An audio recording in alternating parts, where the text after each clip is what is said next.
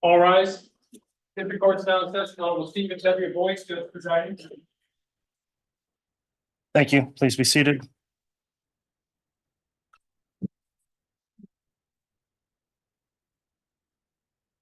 All right, good morning, everyone. Let's go ahead and have our jurors brought in, please.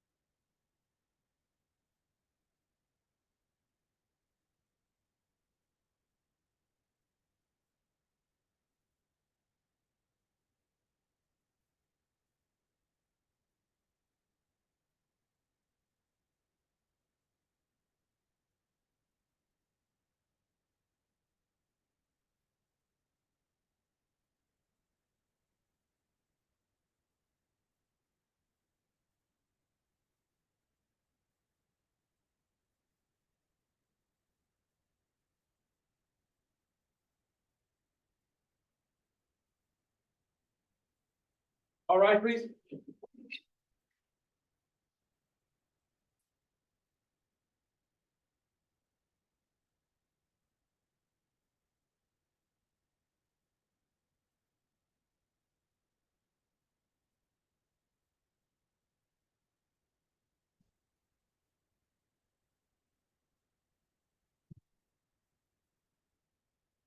Here's our President Counter for your honor.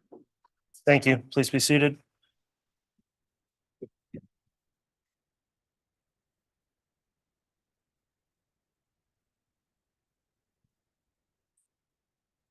All right, good morning, everyone. We're on the record now on case CR 22-21-1623, State of Idaho versus Chad Guy Daybell. We're continuing with evidence with the state's case in chief. Court will note the jurors are all present, properly seated and accounted for, and the court has received the signed juror affirmations of all of our jurors. So thank you again for continuing to follow the court's instructions.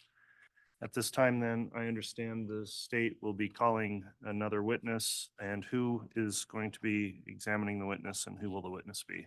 I will, Your Honor, and the state calls Katie Dace. Very well, you may call your witness.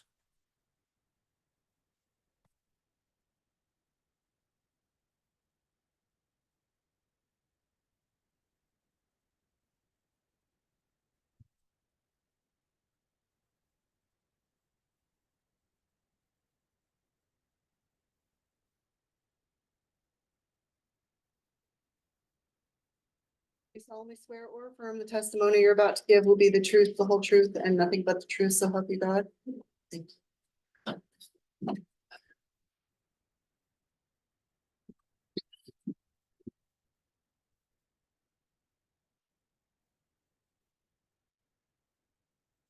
Okay. And this is the fresh water. Thank you. All right, thank you. Before we inquire, I'll just ask, have you been watching any of the trial testimony since this case began? I have not. Okay, have you talked to anyone else about testimony they've given in trial? No. All right, thanks for answering those questions. Mr. Wood, if you'd like to inquire on direct, you may. Thank you. Good morning. Good morning.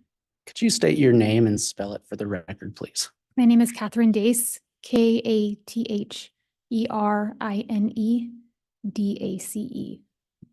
Ms. Dace, what is your occupation or profession? I am a forensic biologist and supervisor with the Idaho State Police Forensic Services in Meridian, Idaho. So is that a lab? It is. Do you know if that lab is accredited? Yes, we are accredited by the American Association for Laboratory Accreditation. Additionally, the biology section is accredited to the FBI quality assurance standards. And how long have you been employed by the Idaho State Police Forensics Lab? Since 2016. Is that the first forensics lab you've worked at? No. What other labs have you worked at? I began my career in 2008 with the Denver Police Department as a forensic biologist. I worked there until 2012, at which point I went to work for a military contractor performing DNA testing overseas for approximately 1 year. After that, I went to the Texas Department of Public Safety in Austin, Texas for approximately 2 years before coming to Idaho. And would you describe for the jury your educational background? I have a bachelor's of science degree in forensic biology from West Virginia University. And did your formal education include the study of DNA? It did. Did that education include hands-on work with DNA testing techniques? Yes, at each one of my employers, I completed a formal training program encompassing the duties that I would perform. These included things like scientific literature reviews, practice samples, practice cases, oral and written exams, competency cases, and supervised casework. And are you certified by any boards? Yes, I am certified by the American Board of Criminalistics in molecular biology. And what are your duties and responsibilities at the Idaho State Forensics Lab? I examine items of evidence for the presence of biological fluids and material and attempt to generate DNA profiles from those items. I will then compare DNA profiles I obtain to known reference samples in the case. And as a supervisor, I handle case management and personnel matters. Ms. Dace, did you receive evidence in the case of the state versus Chad Daybell? I did. And is that evidence identified in your lab by the number M2020-2233? It is. In general, what evidence did you receive into your lab in this case? I received autopsy samples from J.J. Vallow, including oral swabs, rectal swabs, penile swabs, hand swabs, and nail swabs. We received tape from around his hands, ankles, mouth, tape and plastic from around his head, and tape and plastic that the body was wrapped in. I received 2 swabs from an apartment in Rexburg, Idaho. I received tools and a necklace from the Daybell property. And I received known reference samples in this case for J.J. Vallow, Tylee Ryan, Lori Vallow, Chad Daybell, Melanie Gibb, Richard Mao, and Dennis Trahan. And did other individuals in your lab also perform work on this case? Yes. Your Honor, I'd ask that the witness be handed State's Exhibit 421. This is an Idaho State Lab report by Riley Nolan. I believe it comes in by way of stipulation.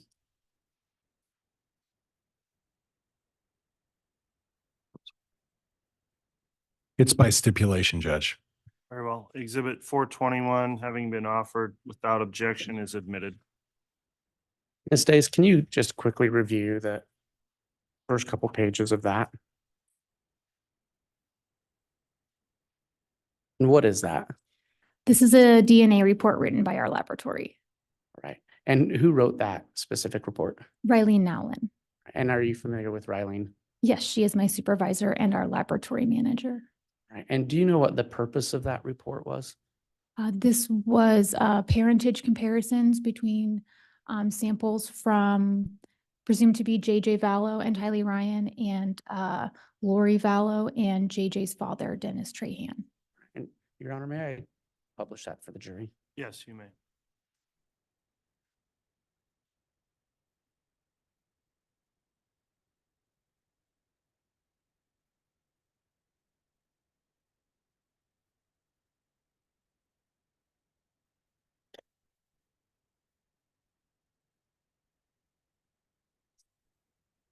I almost called you Ms. Nowlin. Ms. Dace, can you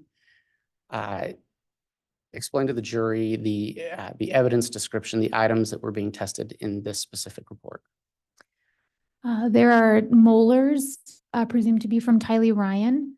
There's a reference sample from Lori Vallow, a reference sample from Dennis Trahan, and we previously obtained a DNA profile from a tooth presumed to be from JJ Fallow.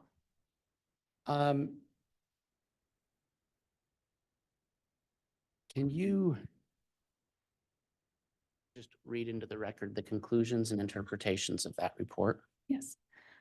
So based upon evaluation of the DNA profiles obtained from item 23 and 25, Lori Vallow cannot be excluded as being the biological mother of the deceased individual said to be Tylee Ryan. The single parentage index for the loci examined is 2,528,000,000. At least 99.9999, there's 4 nines, of the female population would be expected to be excluded from the possibility of being the biological mother of Tylee Ryan. So that's not language that most of us usually use, right? Can you explain to the jury what that conclusion and interpretation means? So you get half of your DNA from your mother and half from your father. And so at every location, you are expected to share DNA from your parent to your child. And so this looks at the DNA between the presumed child and the parent and compares whether or not that person could be the parent of that individual. In this case, Lori Vallow is included as being the mother of the remains of Tylee Ryan. Thank you. And then if you could read the next paragraph, and I'll turn the page. The DNA profile obtained from item 32 is consistent with the profile previously obtained from item 21, an additional reference sample from Dennis Trahan.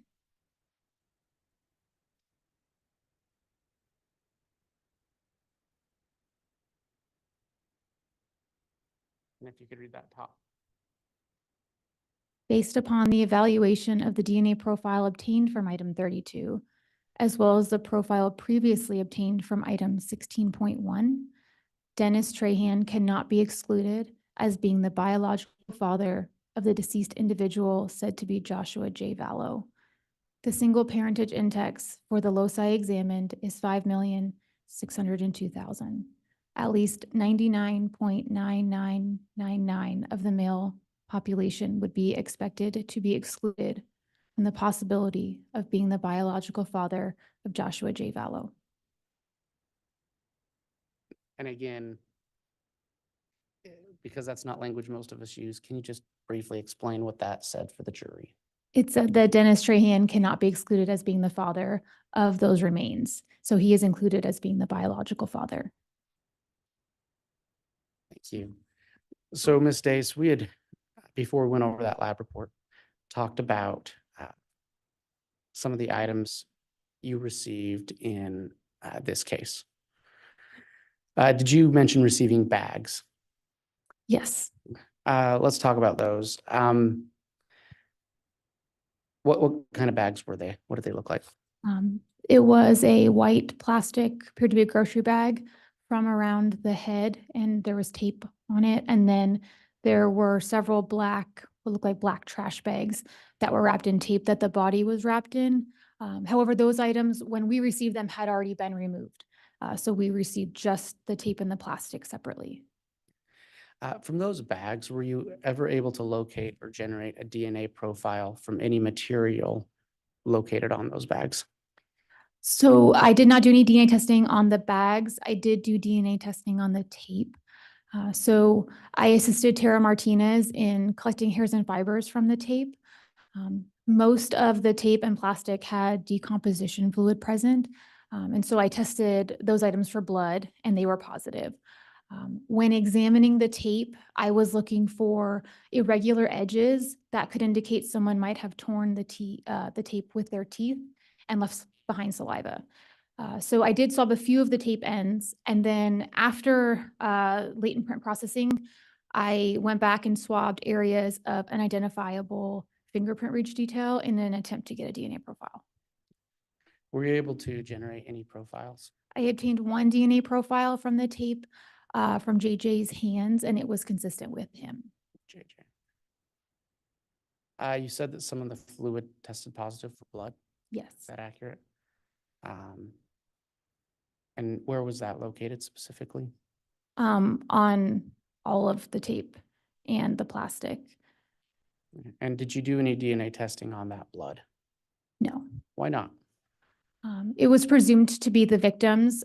During decomposition, your body breaks down. And so decomposition fluid often has blood in it. And a lot of the tape still had lots of small hairs and apparent skin attached to it in addition to the blood.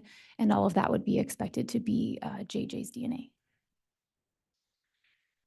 Did you receive a chain and a pendant as part of the items that were brought to the lab?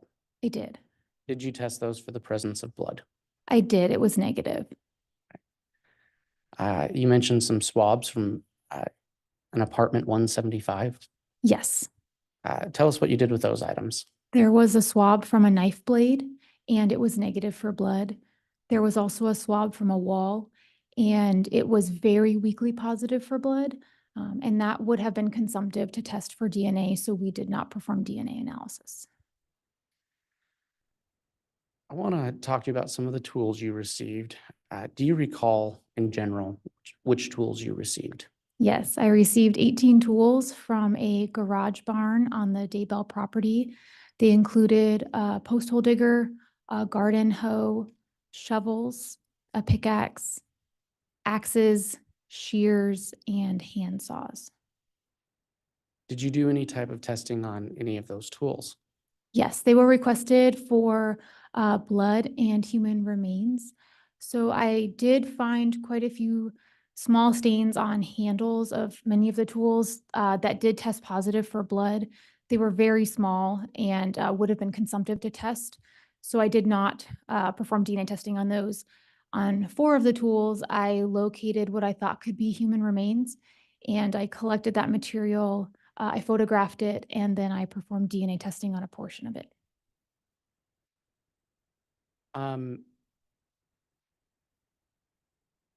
So that was on 4 tools. Yes, Did you take pictures of those items as part of your report? I did. So tell us a little more about that process of when you bring in a tool or a sample, like what specifically are you looking for and how do you go about testing it? So the first thing we do is we open the item and photograph it. I did collect hairs and fibers if I saw them. Some of the tools were quite dirty, so I needed to remove the dirt in order to see the surface of the item. And so I did that as well. I also removed some ashes from several of the items. And then I go about looking for stains that have the appearance of blood or could possibly be blood mixed with, say, dirt or ashes or something like that. And then I do presumptive blood testing to see if any of these items maybe should be for DNA. Your Honor, I'm going to ask the witness be handed State's Exhibit 201A through 201R. The court and counsel have been provided a copy.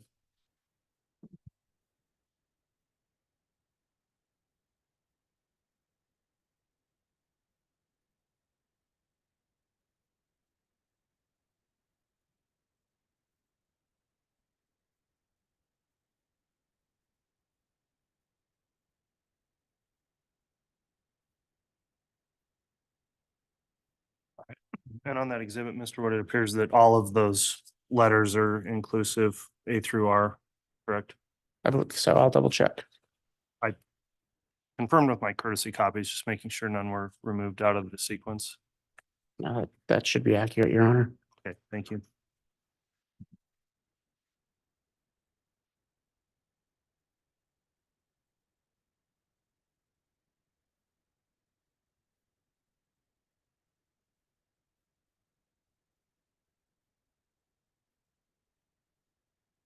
Thank you. Thank you.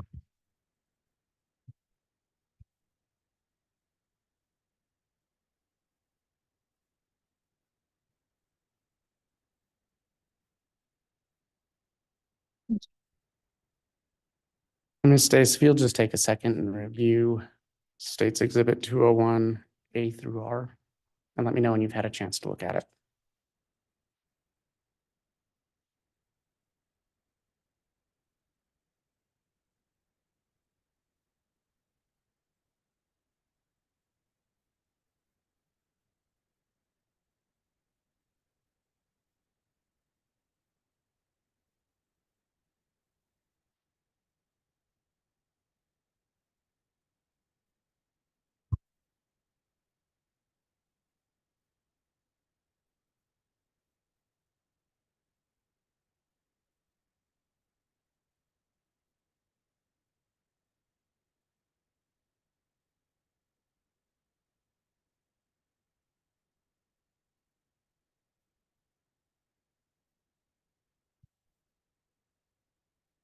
Okay, Do you recognize State's Exhibit 201 A through R?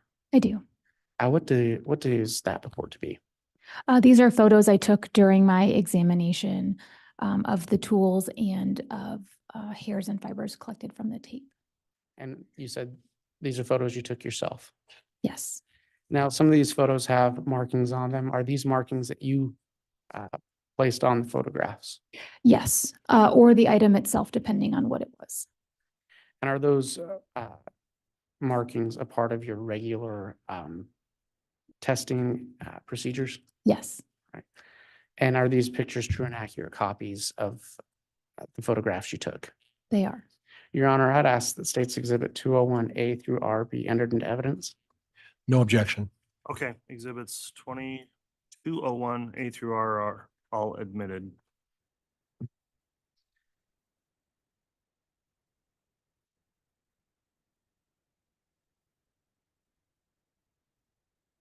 Ms. Dace, if I ask about item 36.4, do you know which one that is? It's a shovel.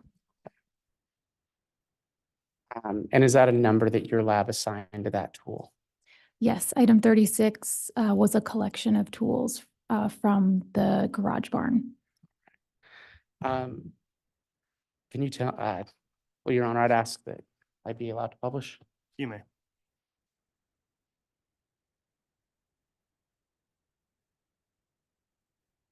Is that item 36? Is that item 36.4? Yes, Okay. And it's kind of hard to see the writing on there. Tell us what you did with this shovel. I examined it for blood and I swabbed all of the ends of the tools. I did not run them for DNA, but we did swab for preservation. So those dashed blue lines that you see indicate the sampling I took from there. And then I also collected some possible human remains from this item. Can you tell us what we're seeing in State's Exhibit 201B? Zoom out for you.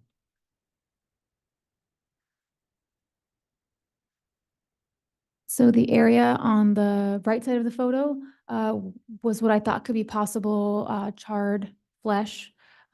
It's a little hard to see here, but it had a little bit more of a pinkish tan hue than the rest of the dirt and everything around it. So I collected that and then I took a photograph and I ran a portion of it for DNA.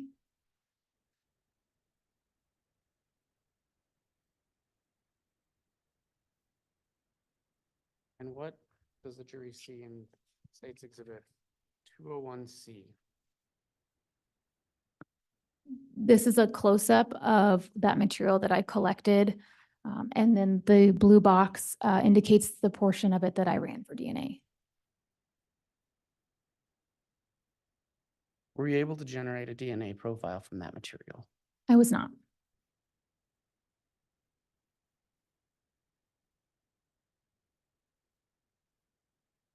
Can you tell me about lab item 36.5? I believe it's another shovel. I'm going to show you what's been marked as State's Exhibit 201D. Do you recognize that image? I do. I took that photograph. Is that item 36.5? Yes. And what, did you do any type of testing on this item? I did The same as with the other tools, I tested for blood and then examined the tool head for blood or human remains. Was there any material that caught your attention? There was. I'm going to show you what's been marked as State's Exhibit 201E. What does the jury see in this image? Could you slide the photo up a little bit so you You can bet. see the labeling at the bottom? There we go. So this is again, more material I collected from the shovel. It has a little bit different look than just dirt. It's more tan, and the pieces on the left are very, very small. But the material on the right was a little bit larger.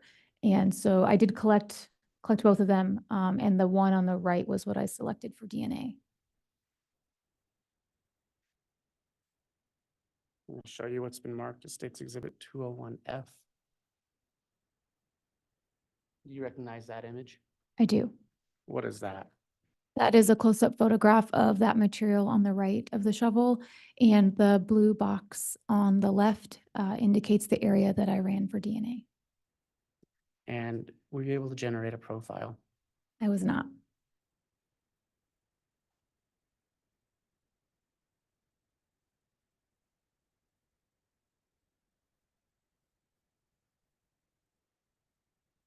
Your Honor, I talked with the court yesterday about bringing in items or State's Exhibits 172 and 173. I'd like to ask those be brought in now. They're here. Okay.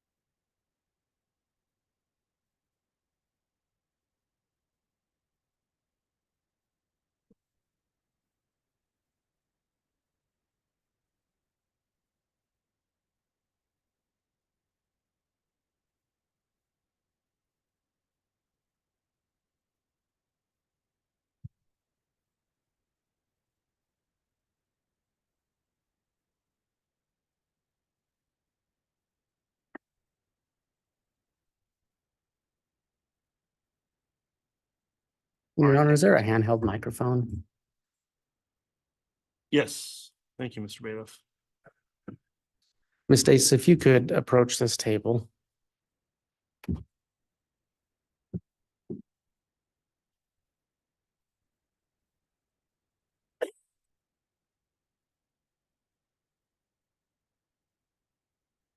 you hear me? Yes, and I see you have your gloves on. Okay. Ms. Dace, the shovel that's present on that table, did that have an item number in your lab? Yes, this was item 36.3. Okay. What, when you got that shovel, 36.3, and that's State's Exhibit 173. I'm just going to refer to it as the shovel, if that's all right with Yeah. you. Okay. When you got that shovel, what did you observe? There were ashes present on it. It was also dirty. There's various staining on the shaft of the tool. And I did test them for blood, and on this item, they were all negative. And did you observe anything in the blade area of that shovel? I did. What did you observe? And please feel free to show the jury where you observed it.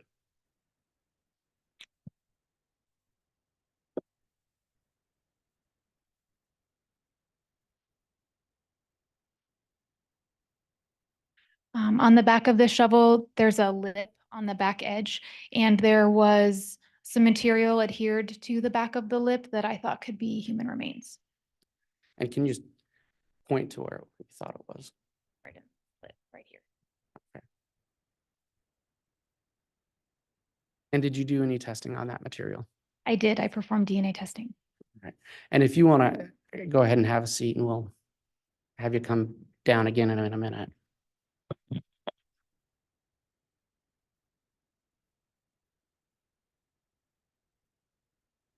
And Your Honor, I'll continue publishing through the Elmo. You may.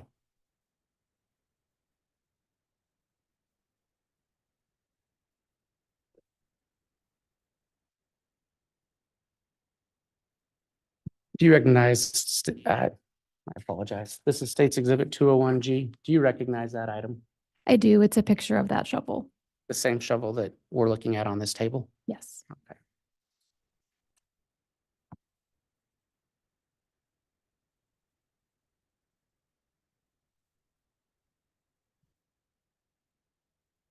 I'm going to show you what's been marked as State's Exhibit 201H. Do you recognize that picture? I do. It's a picture I took of that substance that's on the back lip of the shovel. It's circled. And then there's also some very small fragments near it that are pointed to. The one on the left, the larger piece, is what I ran for DNA. I'm just going to zoom in a little bit. Is there a pointer up on that desk? Yes. Could you, I realize that it's kind of circled, but if you could just point out to the jury what you see. Right there. And you said you collected and tested that. I did.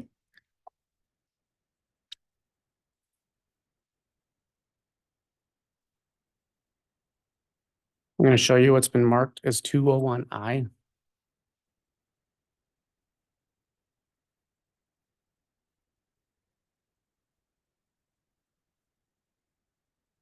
Do you recognize this image? Yes, that is a photo I took of that material once it was removed from the tool. And it says it was taken with a stereoscope. What is a stereoscope? A stereoscope is a type of microscope used to photograph images you can already see with the naked eye. It just gives you better resolution. This is not that photo. This is a photo just with my normal camera. Okay.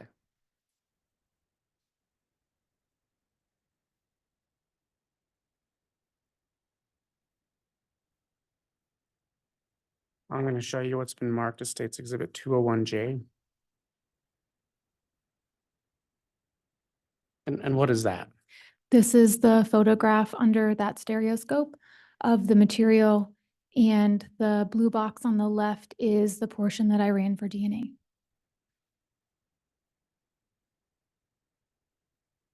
I'm sorry, I was a little distracted by the light shining off. Can you, what did you do with that? The portion on the left, I ran for DNA. And can you point out to the jury any other labels you have on that photograph? Yes, on the right, you can see that there's some green material caught in this piece of material. And it was visible just on the right side. So I selected the left side for DNA. Were you able to test that green material? No. Is that the type, does Idaho State Lab do that type of testing in We do. Meridian? No. Were you able to, in regards to the left portion that you tested, were you able to obtain a DNA profile? I was. And how did you do that? The DNA process starts by breaking open all the cells in the sample to release the DNA. And then I will determine how much DNA I have present in the sample. I will copy the specific locations we look at for forensic DNA testing, and then I will visualize that DNA profile, which looks like peaks on a graph. And you were successfully able to generate that profile? I was. All right. Did you receive any known DNA profiles prior to your testing? Yes, once we established the parentage for the tooth presumed to be from Tylee Ryan, we used her DNA profile as her reference sample. And did you compare the DNA profile from this material with Tylee Ryan's sample? I did. What were the results of that testing? The DNA profile from this item matched Tylee Ryan. It is at least 604 octillion times more likely to see this DNA profile if Tylee Ryan is the source than if an unrelated, randomly selected individual from the general population is the source. Can you say that number one more time? 604 octillion. How many zeros are in an octillion? An octillion is 27 zeros. Thank you.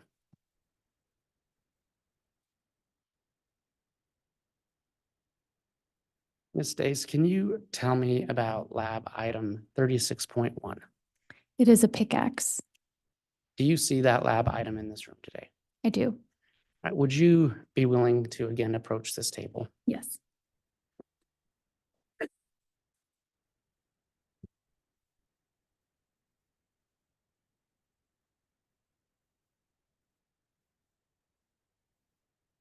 Can you tell well, one, can you hold up and identify that item for the jury? Yes.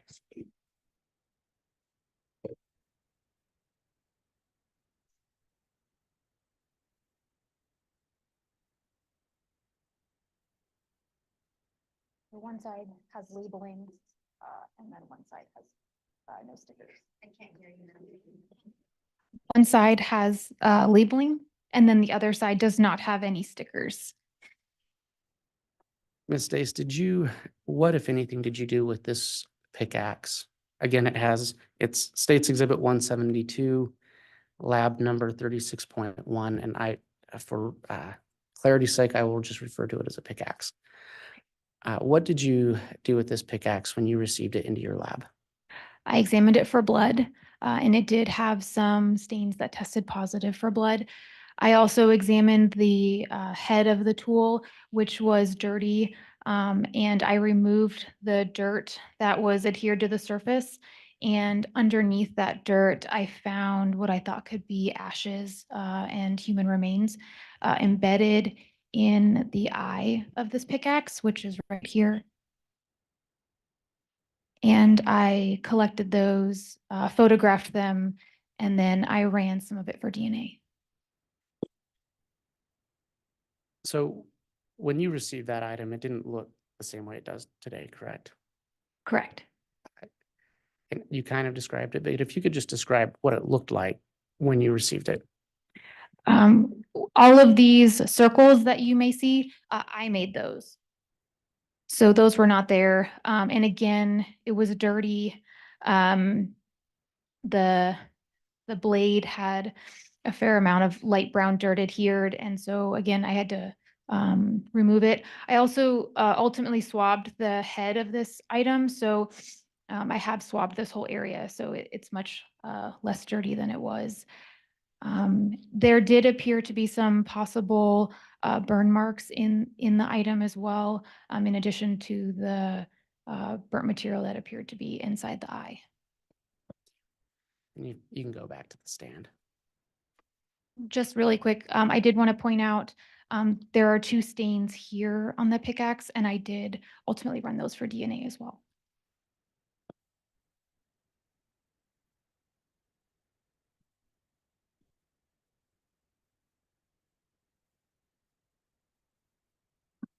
Ms. Dace, I'm going to show you on the Elmo what's been marked as States Exhibit 201K.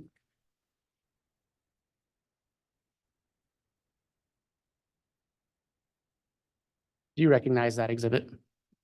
Yes, that is the pickaxe we just looked at. The same pickaxe that's on the table in the courtroom. Correct.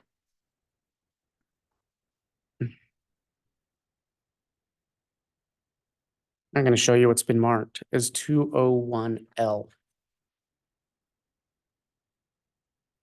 And if you can describe for the jury what you see in this picture. So on the leftmost side of the photo, there's what appeared to be dirt. That was the top surface of what I was examining. And so I removed it and put it off to the side. And then in the middle, what you see is that darker material that was embedded around the eye. And I also collected that separately and took a photo of it. And then ultimately I went back through it looking for anything I thought I could run for DNA. And were you able to find anything that you could run for DNA in that? I was. I, 'Cause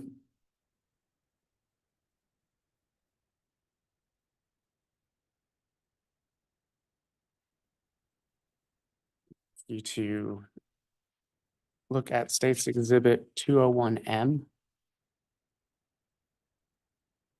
You recognize that image? I do. What is that?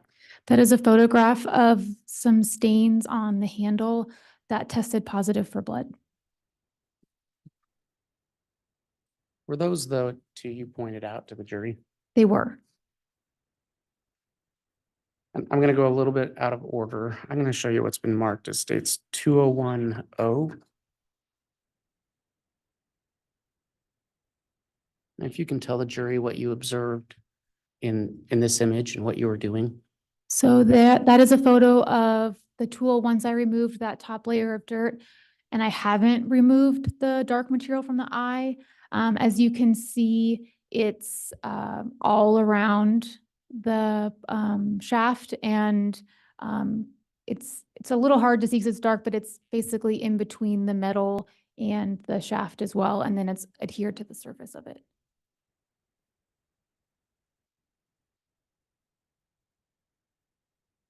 And now I'm going to show you what's been marked as State's Exhibit 201N.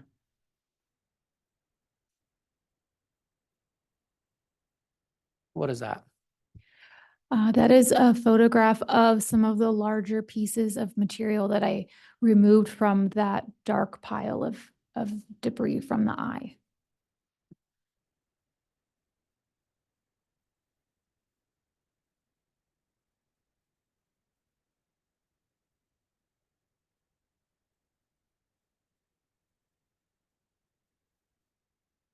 I'll show you what's been marked as State's Exhibit 201P. You recognize that picture? I do. And what does it represent? It is a portion of what was in the previous photo. It was the largest piece of material I found. What did you do with that? The area in the blue box is the portion that I ran for DNA. Were you able to obtain a DNA profile from that subject? I did. I obtained a partial DNA profile. And can you explain for the jury what a partial DNA profile is? It means that at some of the locations we tested, we did not get results. That's very common in samples with a low level of DNA or samples that are degraded.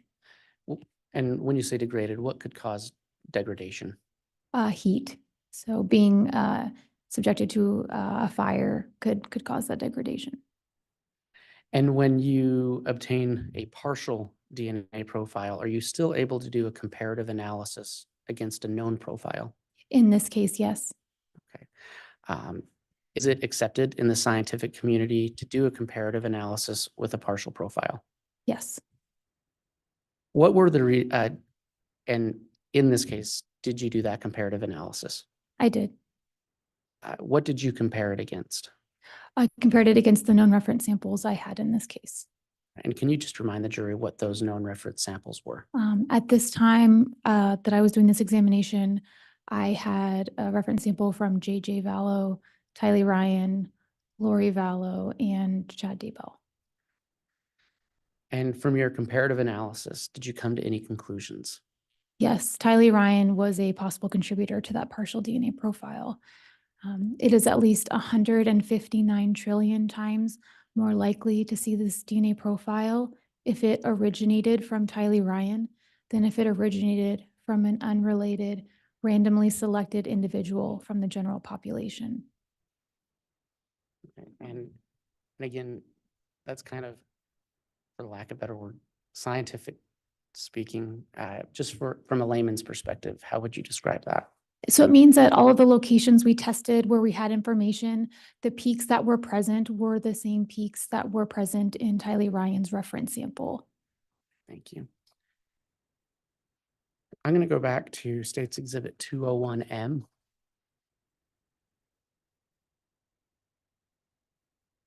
You mentioned, I believe, that you did some testing on those two spots. Yes, I tested them together for DNA. And did they initially test positive for blood? They did. And can you tell the jury how you, the process by which you performed your DNA testing on that blood, on those blood spots? It was the same as what I explained previously. I would swab those stains and then I would break open all of the cells, determine how much DNA is present, copy those locations that I test, and then visualize that DNA profile. And if I do get a DNA profile, I will ultimately make comparisons to reference samples in the case. Were you able to obtain a DNA profile from those samples? I was. And did you perform, I'm sorry, did you perform a comparative analysis between that profile and any other known profiles? Yes, What was were you able to reach a conclusion from that comparative analysis? I was. What was it? This DNA profile also matched Tylee Ryan. And again, it is 604 octillion times more likely to see this DNA profile if Tylee Ryan is the source than if an unrelated, randomly selected individual from the general population is the source.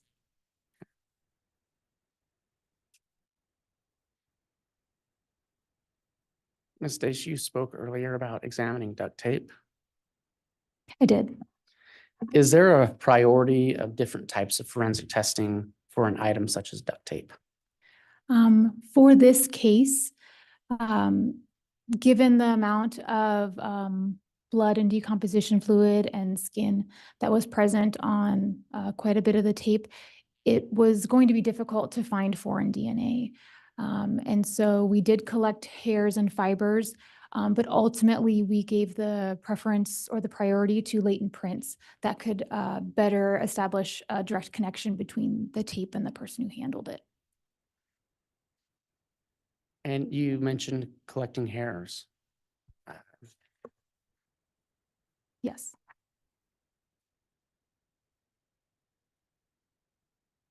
I'm going to show you what's been marked as States Exhibit 201Q. I don't know if you'll be able to make out what's on there, but do you recall taking these pictures? I do. And I understand it's difficult to see after it's been photocopied, but what was this a picture of? Each one of these adhesives contains one or more hairs and fibers that were collected from the tape pieces we examined. And States Exhibit 201R. What do you observe there? Those again are more hairs and fibers collected. If you can see the yellow circles on the yellow up at the top, those are indicating where those are.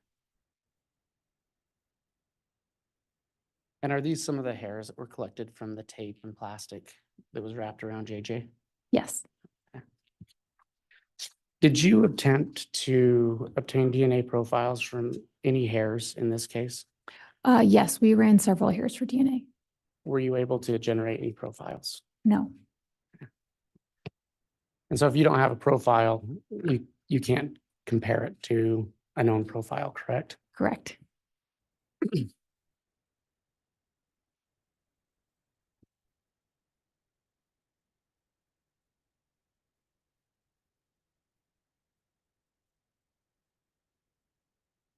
Are you, Ms. Stace, are you aware if any of the hairs collected were sent to private labs? Yes, I believe some of them were. Your Honor, I'm going to ask that the witness be handed States Exhibit 200. Court and counsel have courtesy copies, and I believe this will come in by way of stipulation.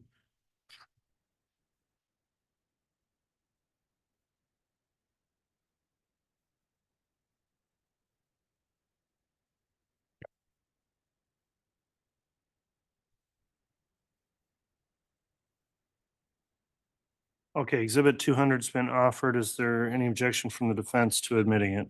There would be no objection. All right, exhibit 200 is admitted. Ms. Dace, if you can just briefly look at that.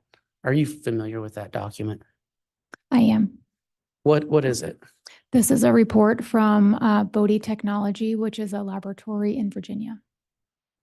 And Your Honor, if I may publish that. You may. And are you aware of what items were sent to Bodie Laboratory? Yes, one of the hairs that I collected from the tape on the, what we called the body bag. So the tape and plastic that the whole body was wrapped in. Now, to be clear, you did not perform this testing. Correct. Are you familiar with the type of testing that was performed and documented in this report? Yes, the DNA typing technology is the same that I use. And in Ms. Dace's understanding that this is not your report, but that this is an item stipulated to by the parties. If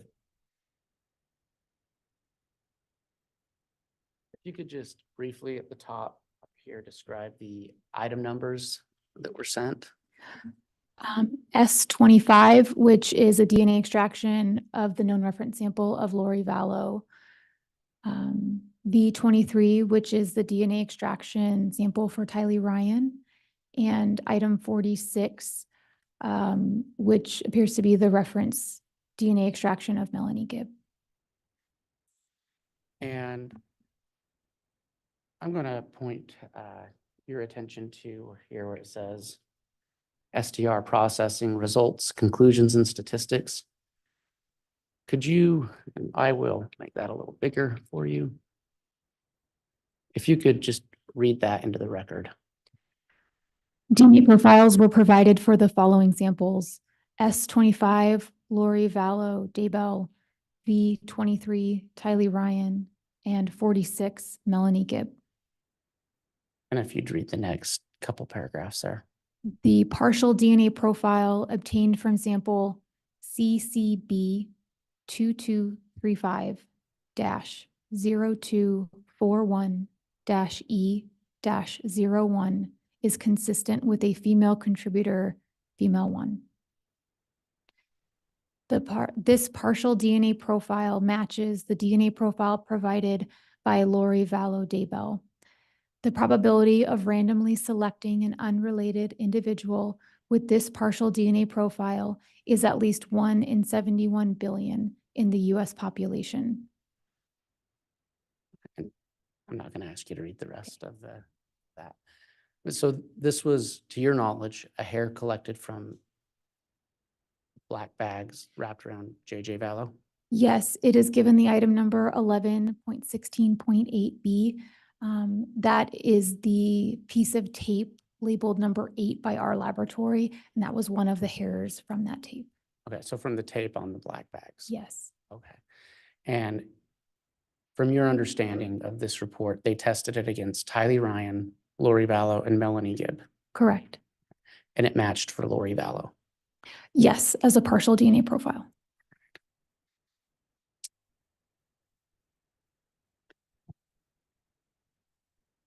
Your Honor, may I have a brief sidebar? Yes.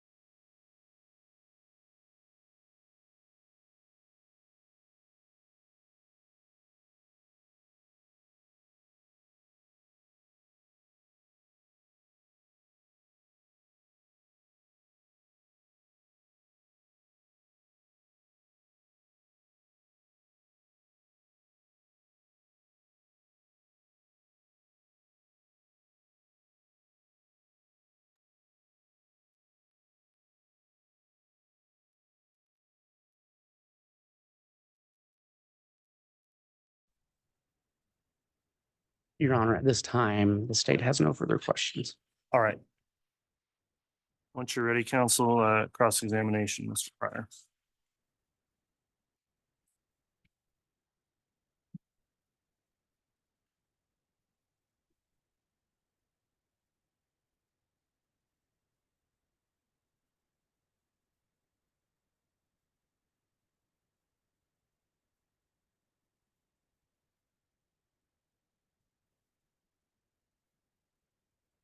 And Judge, I'm going to need Exhibit 35 and 36, which is Defense Exhibit 35 and 36.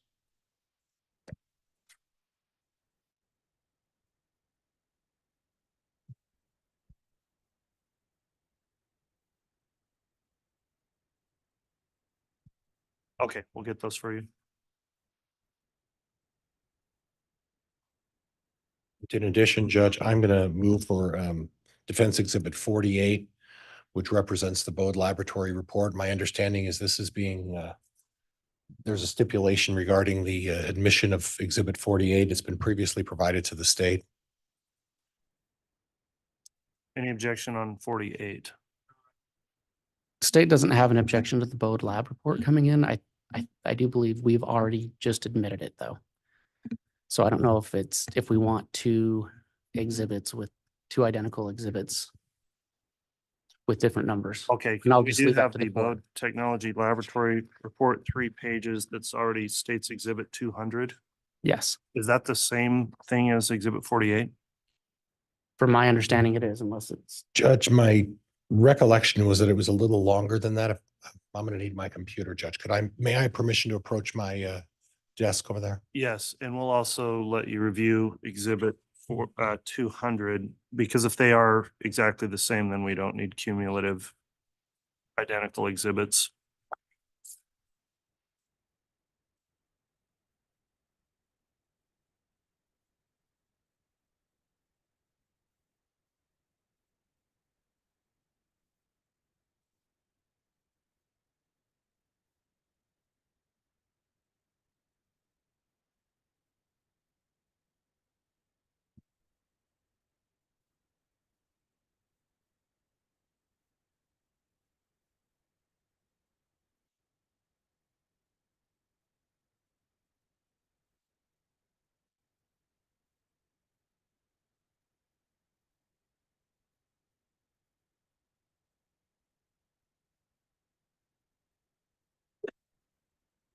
Judge, my review of my Exhibit 48 also includes some of the chain of custody information, as well as a complete report, including all of the analysis. It appears to have about 180 pages. Okay, if that's the case, then those would be different exhibits, so it wouldn't be cumulative. Mr. Wood, has the state been able to consider whether or not there's an objection to Exhibit 40? Your Honor, there is no objection to that. Okay, so defendant's Exhibit 48 is admitted. Judge, could I have just a quick moment with Mr. Wood? Yes.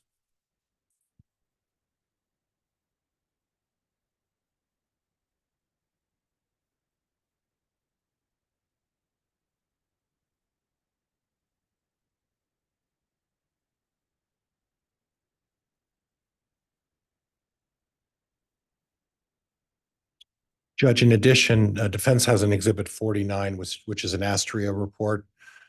That's entered by way of stipulation of the parties. It's the understanding that Ms. Dace is not going to be discussing the Astria report today. Correct.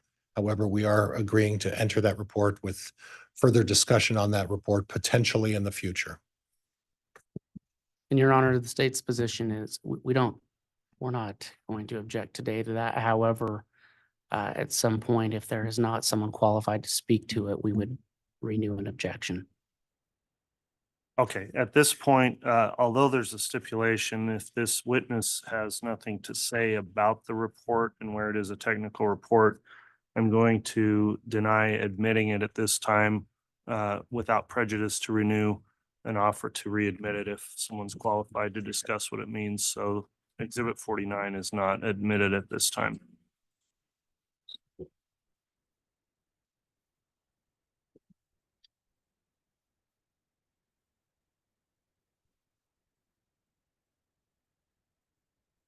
And Judge, may I proceed? Yes. Thank you, Your Honor. Ms. Dace, can you tell me approximately how many tools you were provided to you in this case for your analysis? I believe there were 18. Okay. And did you test all 18 tools? I did. Okay. And you had mentioned something about the positive for blood. On how many of those tools did you obtain had a positive test for some sort of blood? I would need to look at my report to be sure. Do you have your report here today? Yes, May I, Judge, may I have Ms. Dace be provided to her report? And then Ms. Dace, I'm sure you're well aware, you review your report, and when you're done, set it down and we Sure. can discuss that if that's okay. yes. All right, you can review that to refresh your recollection. When testifying, don't read from it or read it into the record, please. Okay. Thank you.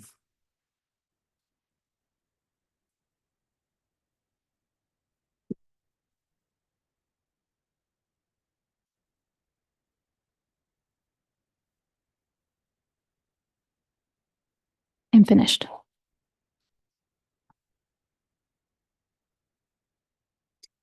So of the first 10 tools that I looked at, all but one had small stains that tested positive for blood. And were you able to determine whose blood were on all 10 of those? I'm sorry, how many? 9. None. Yeah. Of the 10 you initially tested, the 9 were positive for blood. Did you do any follow-up to determine whose blood was on those 9 tools? No, all of those stains were very small and they were consumptive for testing. Okay.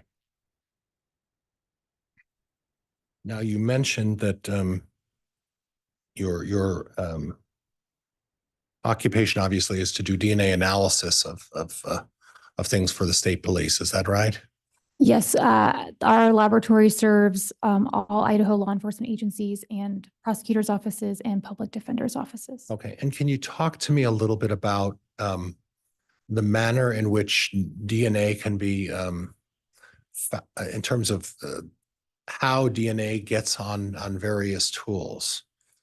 Well, there's more than one way. So obviously the most direct way is primary transfer, which is the blood or whatever we're looking for makes direct contact with that tool and leaves it behind.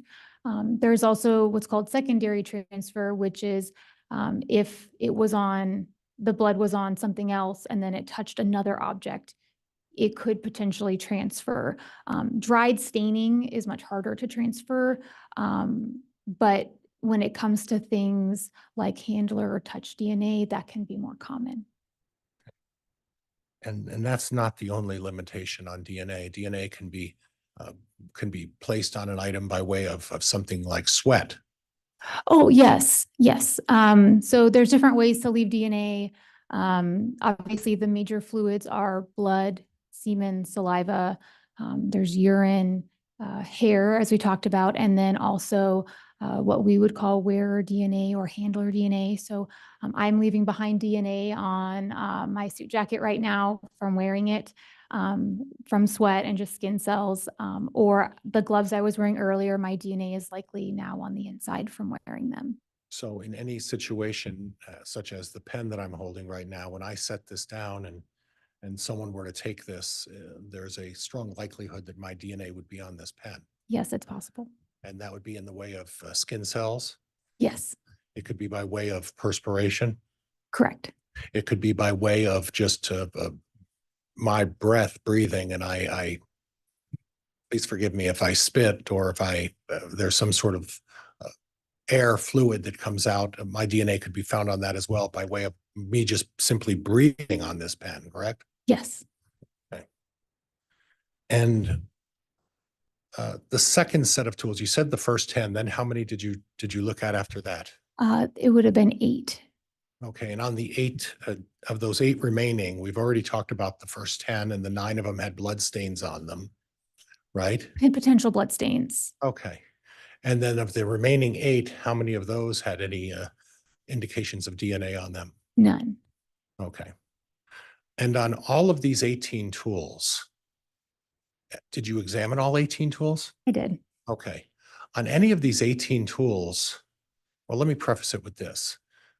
Was it your understanding that these 18 tools came from the garage of Chad Daybell? Yes. And when did you get possession of these tools? On what day? I would need to look at our laboratory report. And Mr. Bailiff, I'm sorry, you're working overtime today.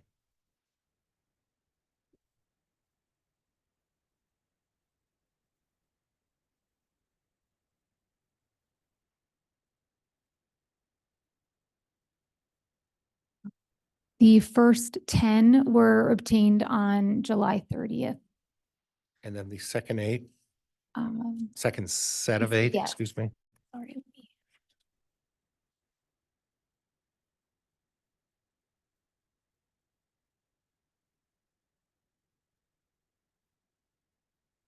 Those were also on July 30th. Okay. I did not examine all 18 at the same time, so I have a report with the first 10 and then a report with the second 8. And the year that these were obtained would have been what? 2020. Okay. And are you aware of the date of the allegations as to when JJ and Tylee were placed on Mr. Daybell's property? I believe it was in 2019. Would September of 2019 sound correctly? Yes. So the time between the allegations and the testing would have amounted to about how much time? From September to July, so almost a year. 10 months. 10 months. Yeah. I had to count with my fingers. Probably both of us did. Yes.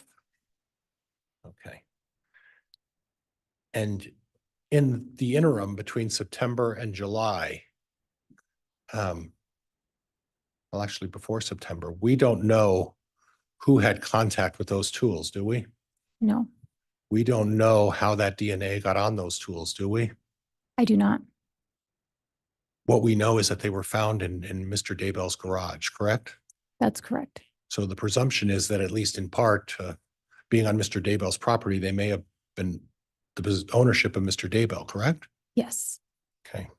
And now on the 18 tools that you tested,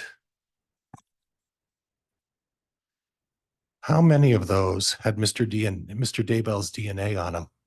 None of the stains or material I tested had Chad Daybell's DNA. What about the handles of all of those tools? Did you find Mr. Daybell's DNA on any of the handles? We did not swab the handles for DNA. We generally do not do that testing upfront when the ownership of the item is not in question. But there's no certainty as to who handled those tools, is that right? No, and if they had been owned at the property for years prior to the crime, you would expect to find any of the family members' DNA on there through non-criminal means, such as buying the shovel, using the shovel in a different day, things like that. So in fact, if someone had owned those tools for some time, it would be your expectation that at least somewhere on the tools, you would have found Mr. Daybell's DNA. Would that be fair? Yeah, yes, it's fair. And it doesn't necessarily mean the handle, the base or the shaft of the, you tested the shafts of these, obviously, correct? I did not run those samples for DNA. I simply swabbed them for preservation. Okay. And when you did that, at no time on the shafts of these handles or even on the blades of these handles, did you ever find any of Mr. Daybell's DNA? Is that correct?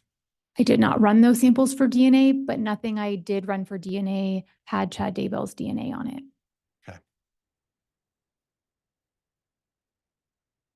The necklace that was found on the property, did you find any latent fingerprints or any DNA of anyone on that? I did not do latent print analysis. That is not my specialty. And I did find some possible material on the necklace that I could have run for DNA. However, it's consumptive. And so I did not get a request to consume it.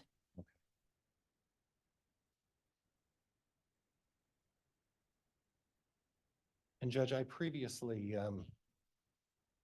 admitted Defense Exhibit 35. Could I have permission Use to the publish? microphone, please, Mr. Pryor. I previously submitted Defense Exhibit 35. Could I have permission to publish? Yes.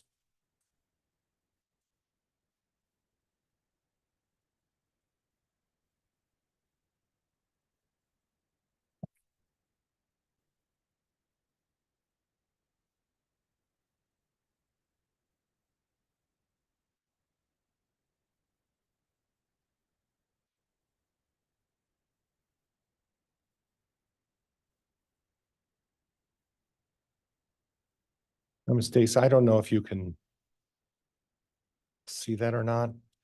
Yes,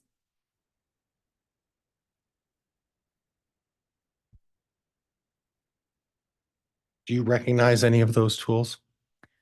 they do appear to be some of the tools that I received. Could you reference which subpart of that is, it is, Mr. Pryor, for the record? I believe that's 35F, Judge. Thank you. And Judge, if we could turn off the HDMI for just a moment, please. Okay. Stop the publication. Thank you, Madam Clerk.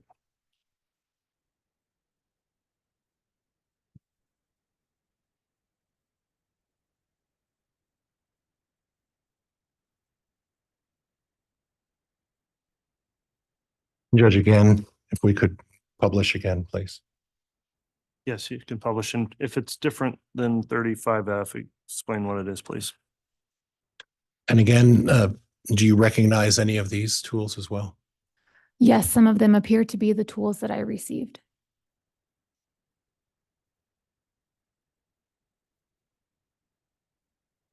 Now, I zoomed in under the black shovel and the rake at the handle of the long black shovel. You see that?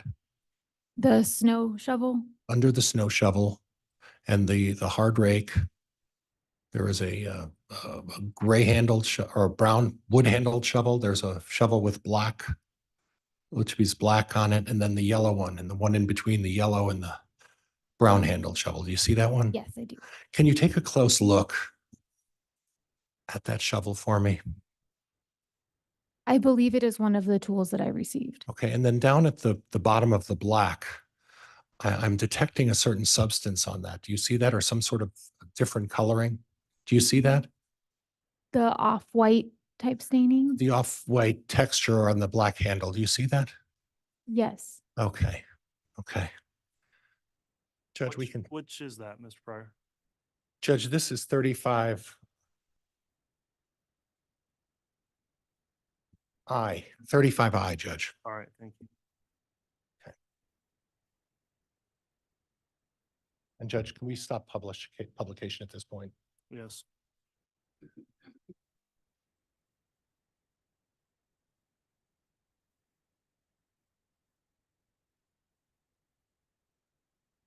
Judge, could I have the State's Exhibit 201A?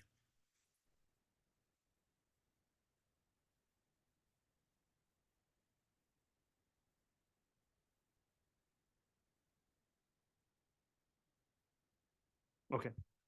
Exhibit 201A is being given to you, Mr. Pryor. Thank you. Thank you, Your Honor.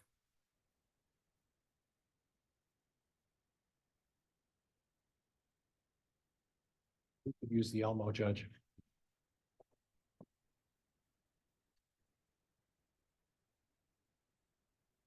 Now, Ms. Stace, I can't zero in. That looks like the same shovel we talked about with the previous picture that had the white markings on them. Is that correct? Correct. Did any time when you obtained this picture, did you observe those same white markings on the bottom of this shovel? I do not recall. I Okay. do take photos of the items, but I can't be sure if they're there and it's hard to see in the lighting or not. Okay, okay. But at no time you would remove any observable or debris on any item like that, would you? I mean, I did for all of these tools, remove some trace evidence like hairs and fibers. There were some cobwebs on some of the items. And I did on the tools heads, remove dirt and potential ashes that were present so that I could better visualize and swab the surfaces. All of that was retained though. Okay, but you didn't on the actual black part of the handle of this item, you didn't wipe this down or remove any debris. That wouldn't be something you would do, correct? I wouldn't wipe it down. I do believe on a few of the tools, I collected some fragments from the handles, but I did not swab the handles. Okay, and this is a true and accurate a picture of the shovel that you received at the time for your testing. Would that be fair? That is one of my pictures. I can't be sure if that's the exact picture when I opened it or if this is the one I took later to document my swabbing and analysis. But it would be fair to say that that picture, you, other than taking the samples off of the blade of the shovel and maybe on the lower handle, it is not changed in appearance from when you first received the shovel. Would that be fair? Yes. Judge, I'm done.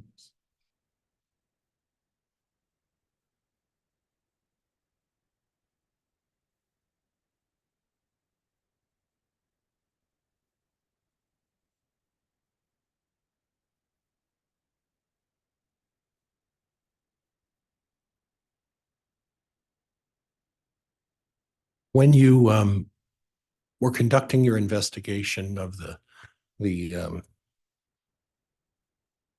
of the plastic and the tape, you talked about some DNA that was found on a piece of tape. Is that right? Yes. And whose DNA was that? It was JJ Vallows. Okay. And then other DNA was found on some of the plastic. Is that what you? No, that was the only sample from the plastic or tape that I obtained a DNA profile from. And then the hair samples came from where? The tape that was on that plastic. So those hair samples weren't just floating freely, they were attached to the actual tape. Correct. So at some point, do I understand that the hair samples were, and this is not a technical term, please forgive me. The sticky side of the tape, is that where the hair samples were found? Yes, the adhesive side of the tape. The adhesive side. Thank you for the word. The adhesive side of the tape is where these were found. Is that right? Correct. So the suggestion would be that however the hairs got on that, and we don't know that how, right? Correct.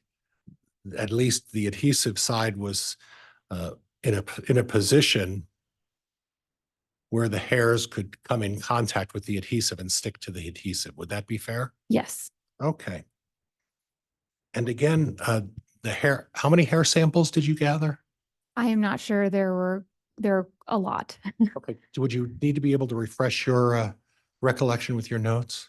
I do have all of the hairs itemized. However, some of those adhesives have multiple hairs on them. So it would take a little bit of time to count them all. Okay. But I know that I had adhesives going from A to Z, so 26, and then an AA and a BB. So there were 28 adhesives, and then there were one or more hairs on each one of those. So multiple hairs.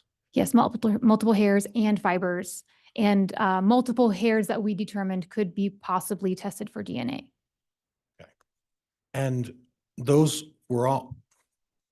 hairs were located at different times as part of this investigation. Would that be fair? Yes, the majority of the hairs that were collected initially prior to latent print processing to protect them from what was the initial latent print processing. And then when I went back and swabbed the unidentifiable fingerprint reach detail on the tape, I did locate a few more that I collected separately. And do you recall approximate dates as to when the first set of hairs were found and then the second set of hairs were found? I would need to look at my reports. Could we provide that, Mr. Bailiff? Would you mind, please? Judge, in the interest of time, I don't know if the court has an interest in taking a break and allowing her to look at that so that we could accomplish that at the same time. I'll obviously defer to the state's position in the court. Yeah, I think it's a logical time to take a mid-morning recess, so we'll go ahead and do that at this time. We'll come back on at 10:25, so we'll take a 20-minute break and come back then. Thank you. All right, please.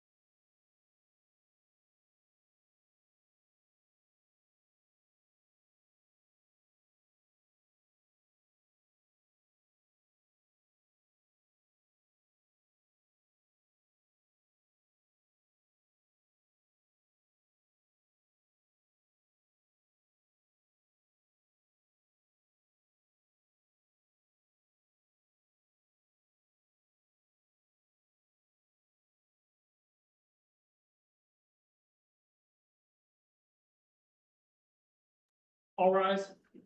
District Court, you get a second. Thank you. Please be seated. Have the jurors brought in, please. Yes.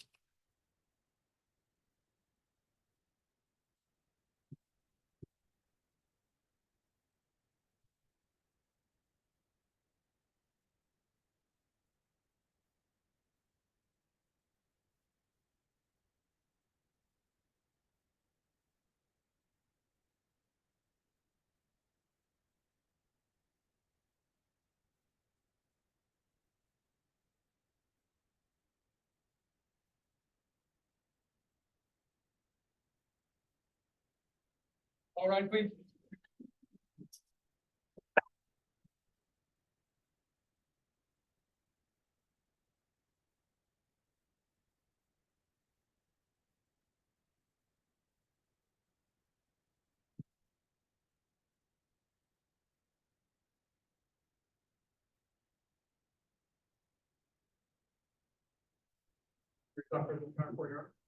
Thank you. Please be seated.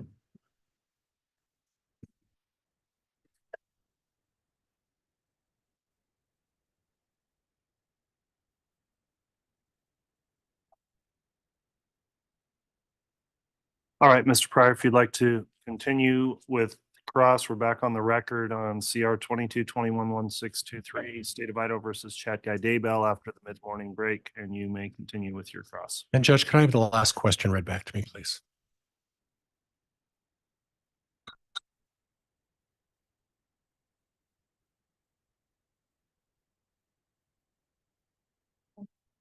Approximate date assessed, the first set of hairs were found, and then the second set of hairs were found. Thank you. The initial hair collection was done in June of 2020. And then the second round of hair collection was done in December of 2022. And I also wanted to clarify one thing. When I said that there were 28 adhesives collected, that was actually just off one piece of tape. So there were actually quite a few more. There were an additional 14 collections done on that item. Okay. And let's start with the one piece of tape and you said the one piece of tape had how many pieces of hair? 28 collections, and some of those had more than one. That does include both hairs and fibers. Are you in a position to testify today about whose hairs those were? No. Okay. That was sent off to another lab, is that right? With the exception of the Bodie hair that we talked about earlier, the rest were done at a different laboratory. And in regards to the Bodie hair and the other hairs, think you said like 14 other hairs? There were 15 total collections of hairs, and then each collection had one or more hairs and fibers inside. Okay. And in relation to the hair of Lori Vallow, were there other hairs in close proximity to that hair on the tape? I believe that collection had multiple hairs. Okay. Yes.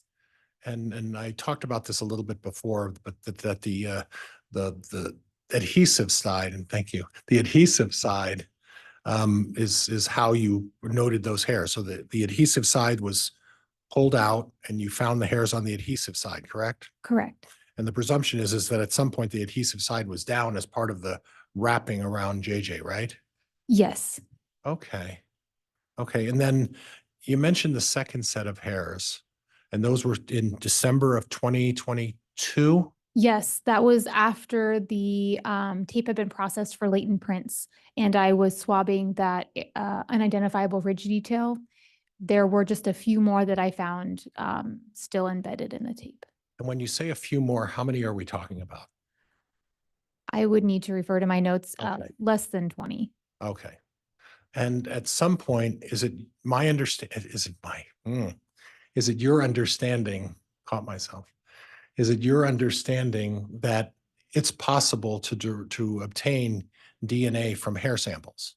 Correct. For the type of testing that I do, we need a root present. That is where the nuclear DNA is present. There are other types of testing that can be done on hairs without roots. Right. So in essence, what I understand I'm hearing is that DNA can be pulled and derived from hair samples, correct? It can be. It's somewhat hit or miss. Okay.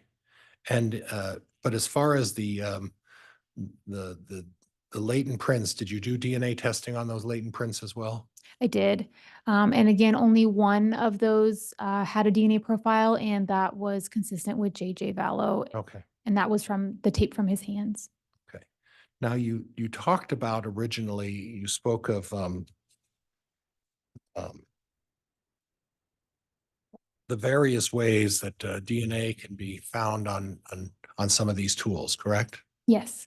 And it could be done by way of sweat. For handler DNA or just touch DNA, yes. Okay. And then as far as breathing on something, if there was spit or moisture or even the breath can leave a sample of DNA, correct? Correct. And in addition, if the person actually touches it with their hand, there could be uh, particles from the hand that would leave it as well, correct? Yes, skin cells could be left behind on that item. Okay. And your testimony was that it was your belief that because these tools were in Chad Daybell's garage, that you would expect to find Mr. Daybell's DNA on them, correct? That's very reasonable, yes. Okay. Now, your investigation was targeted at that point to assume that you weren't going to test those handles, or at least the handle portions, because you would have already assumed that Mr. Daybell was on there. Is that correct? Well, when they were requested for blood and human remains. In order to swab them, that would have been consumptive. And on at least one of the tools, there was also the possibility of getting latent prints. So you would want to make that decision before we just went ahead and swabbed it if you had wanted it, or if anyone had wanted a different testing And method. at no point, nobody requested that they wanted that, correct? No. Did they request, and the request would have come from the police to you, is that right? Yes, or the court. Law enforcement, Yes. okay. Or the prosecuting attorney Yes, or by court order. by court order, okay. And in this situation, who was the one who provided you with the request to do this testing? This would have been the police department investigating. Okay. And at some point, you determined you weren't going to go further with DNA testing of the entire tools for Chad Daybell. Did you happen to get a request to test any and all of the tools for the possible DNA of Alex Cox? That would have again fallen under the same swabbing of the handles. What does that mean? So as I mentioned, we did not receive a request for that. And then on at least one or more of the tools, you would have had to make a decision whether or not you wanted handler DNA or potential latent prints, because they would be looking at the same area. But don't I understand that you didn't look for any DNA on the handles, isn't that correct? Correct.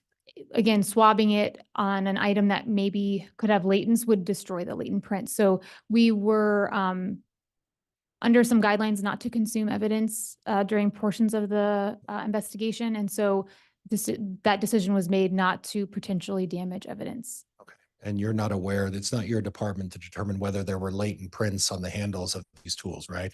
No. That's a different department? Correct. So on one hand, your department looks for DNA, the other department looks for latent prints. Yes, and we do work in concert, but there are some times, especially handles of items, where you might have to just choose one or the other. But you chose neither on the handles with the DNA or the latent prints, right? Correct. And that goes for Alex Cox, correct? Correct. What about Melanie Gibb? Did you get any kind of authorization to test for either latent prints or DNA for Melanie Gibb on any of the tools? No. What about David Warwick? Did you test for latent prints or DNA on any of the tools for David Warwick? No.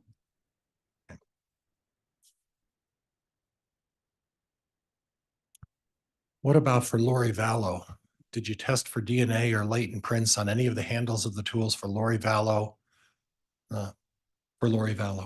No, if I had swabbed them, everyone that I had a reference sample would have been compared to those samples, but we did not swab them. And you weren't asked to do that, is that right? Correct.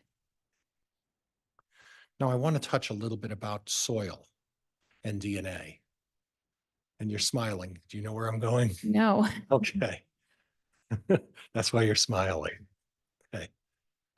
Well, isn't it true that in a situation where there's a body put in the ground, that the DNA can filter into the surrounding soil? I suppose so, in the form of decomposition and the fluids that are released. Okay. And if someone were to shovel around the soil, if there's decomposition or if there's any other particles and they have contact with those, that could be a source of DNA on any of the shovels, correct? Potentially. Okay.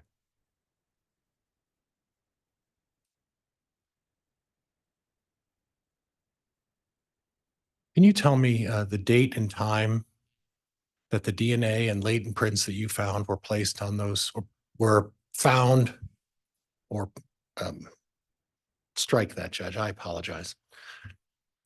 Give me a moment. Can you tell me, I want to make sure, the date and time that the DNA came to be put on those tools? I cannot. Okay. Can you tell me the date and time when any latent prints would be put on those tools? I cannot. You can't ascertain when the DNA was on there. The only thing you're doing today is determining that there was DNA. Correct. And if I understand correctly, there's no DNA of any kind that you are responsible for of Chad Daybell. Is that right? That's correct. And the DNA that you found on the tools had the DNA of Tylee, It did. okay? And you didn't check for Alex Cox, correct? No, the only samples I ran were, again, blood or potential human remains. And you didn't check for Melanie Gibb, right? No. And you were testing DNA in general on these tools. It wasn't that well, were you targeting it for just Tylee when you did your evaluation? No, it's compared to all the reference samples that we had at that time. So in other words, if whoever provides you with the reference samples, you use their reference samples and are limited to that target group of reference samples when you make your decision. Is that right? For this case, yes. Okay. Okay.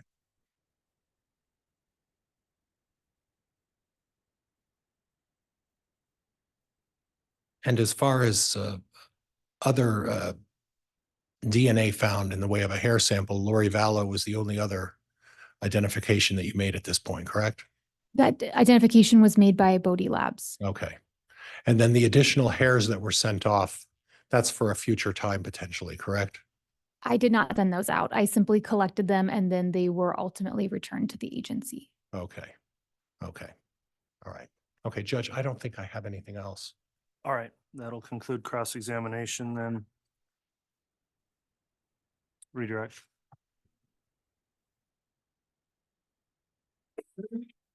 Just very briefly, Your Honor.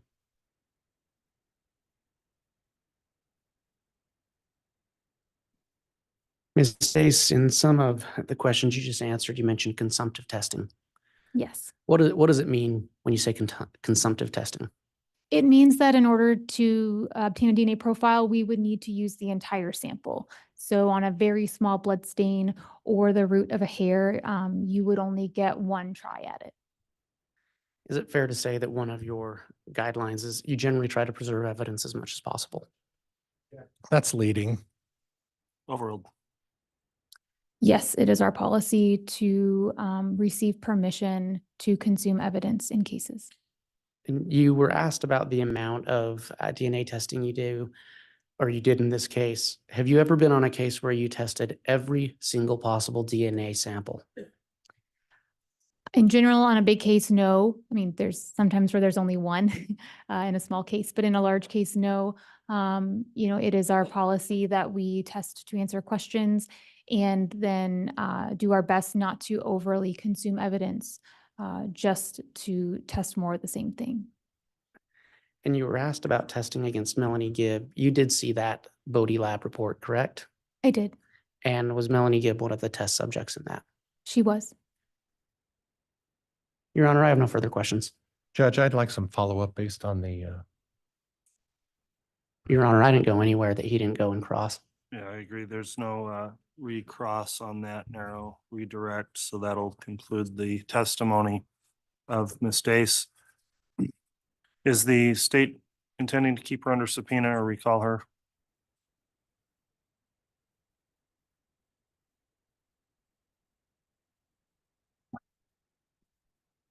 Your Honor, at this point, the state would probably keep Miss Dace under subpoena. Okay, so Ms. Dace, there is an exclusionary order, meaning witnesses shouldn't be watching or viewing in any way the testimony given in trial. So because you still may be recalled, I'll admonish you not to watch the proceedings since they are available to watch where the trial is being streamed online. If you are released from your subpoena, you'll be contacted by the state or the court to advise you of that, and then that order would be lifted. So thank you for coming in and testifying. That will conclude your testimony this morning. Thank you.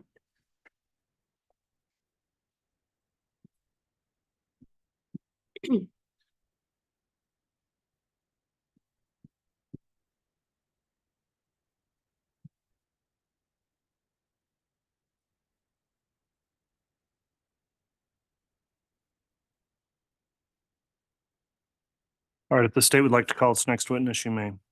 It would call Colin Nesbitt, Your Honor.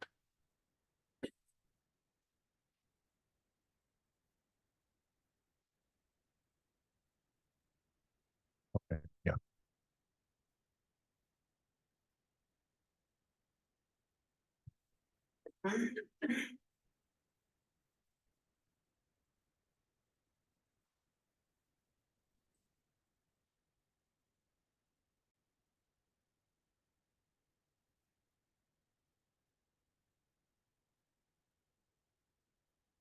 You solemnly swear or affirm the testimony you're about to give will be the truth, the whole truth, and nothing but the truth, so help you God.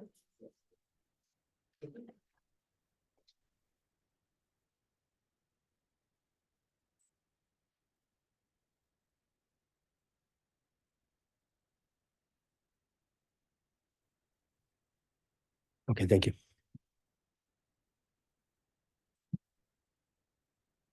All right, now that the witness has been sworn, I will inquire, have you had any, have you reviewed at all any of the trial testimony by watching the trial online or any observation here in court? I have not, sir. Okay, have you talked to anyone else about testimony they've given during this trial? No, I haven't. All right, thank you for answering those questions. Ms. Beatty, if you'd like to inquire on direct, you may. Thank you, Your Honor. Sir, can you please state your full name and spell your last name? Colin Drew Nesbitt, Nesbitt. And where do you work, sir? The Kauai Police Department in the state of Hawaii.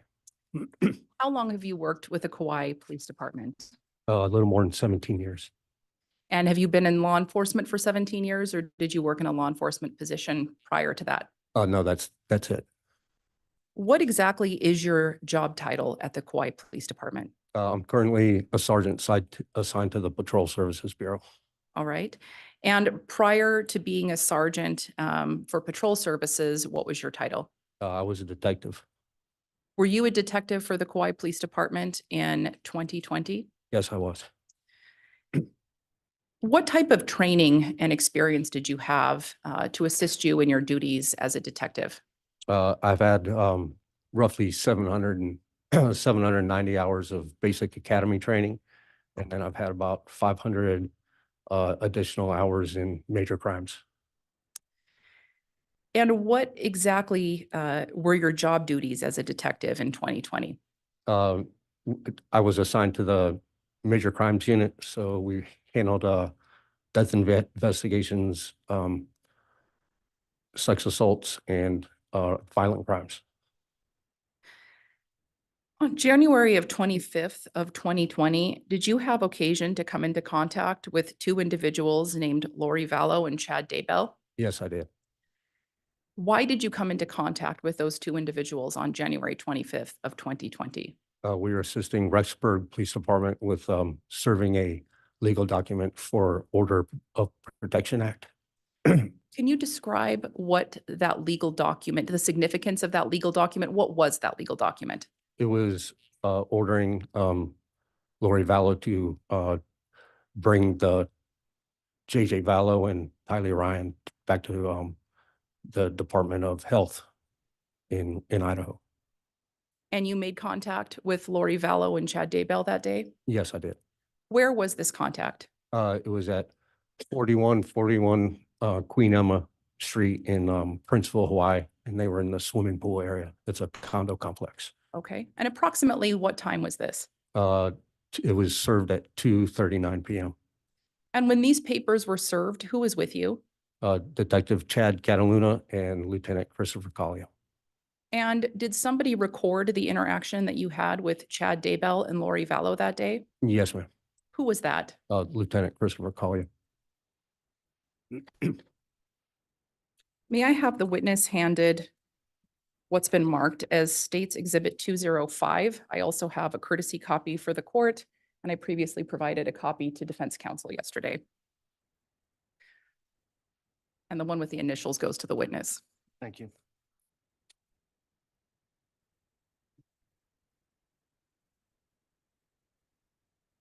Thank you, sir. Sir, what is that? USB drive. All right. And do you know what is on that USB drive? Yes, I do. What is on that USB? Yes, I do. Sorry. What is on that USB drive? Be a video of serving the legal document that we just spoke about. And how do you know that? Has my initials and the date on it. Okay. And if I could be handled that exhibit? Your Honor, the state would move for admission of Exhibit 205. Any objection? No objection, Judge. All right, Exhibit 205 is admitted. And Your Honor, if I may publish. Yes.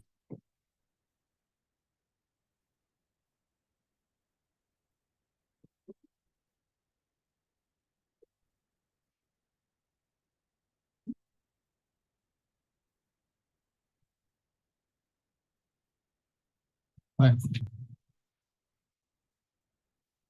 Come on. Are you standing, Lord? Ms. Vallow, you can serve. You have any questions regarding that?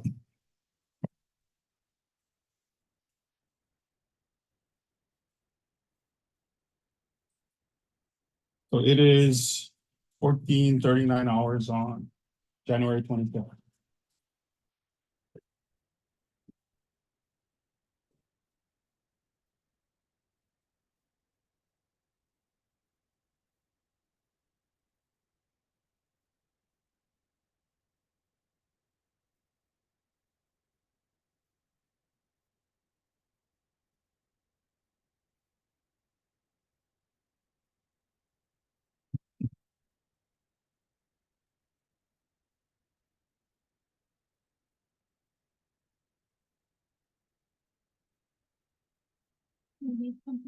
Any questions? You have any questions for that? No? Okay. All right, have a nice day. Have a nice day. Sir, did you have any further interaction with Chad Daybell and Lori Vallow on January 25th beyond what was seen in that video? Not on January 25th. At some time after January 25th, did you have further interaction regarding Chad Daybell and Yeah. Lori Vallow? Yes, I did. What day was that? January 26th. And why did you have further interaction with Chad Daybell and Lori Vallow on? And Judge, just as a matter of, could we ensure that we have a clear record of the year that they're referring to? Because I think that's been left out, counsel. Was that the next day, January 26th of 2020? Yes, it was. And what was the nature of that interaction? We obtained a search warrant and we were serving that search warrant. What was the subject of the search warrant? Was for the person of Lori Vallow, Chad Daybell, the condo unit in Princeville, as well as their vehicle. When you made contact with Chad Daybell and Lori Vallow on January 26th, where were they? They were inside their vehicle. Okay. Did they cooperate when you executed that search warrant? Yes, they did. And did you in fact perform a search of the vehicle? Yes, I did. Where was the search of the vehicle performed? It was at our evidence warehouse. So the vehicle was taken from the location where they were picked up, and then the vehicle or where you made contact with them, I should say, and then the vehicle was taken to a second location. Correct. Okay. Did somebody take photographs of the execution of the search warrant of that vehicle? Yes, ma'am. Okay. And if I could have the witness handed what's been marked, the state's exhibit 234A through Z. There's a courtesy copy for the court, and defense counsel was provided a courtesy copy yesterday.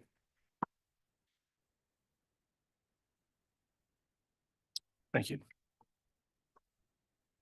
And sir, if you could just look through those and then hand them to the bailiff when you're done.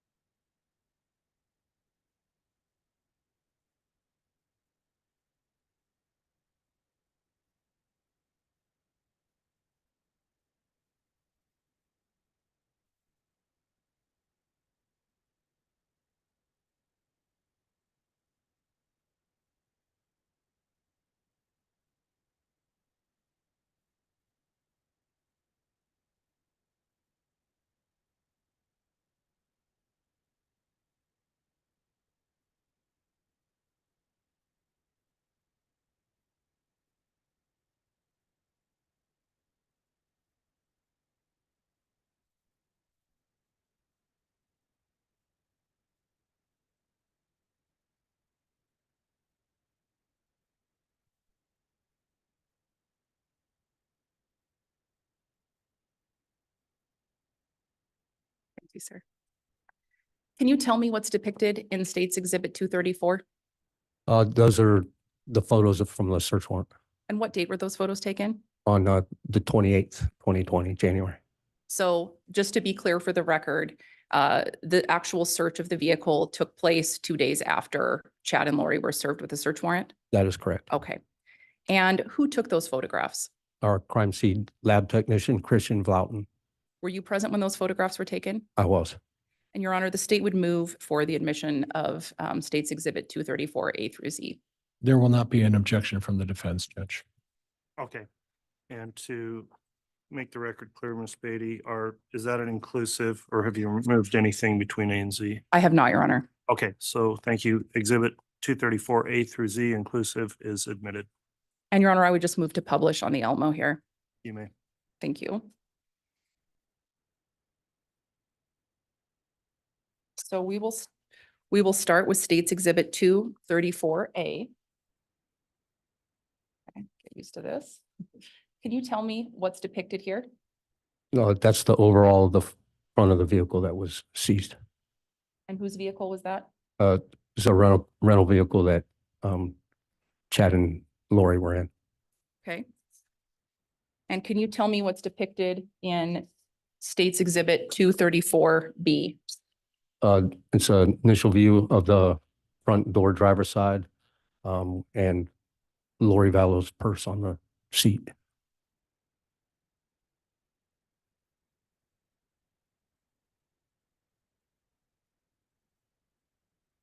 And 234C?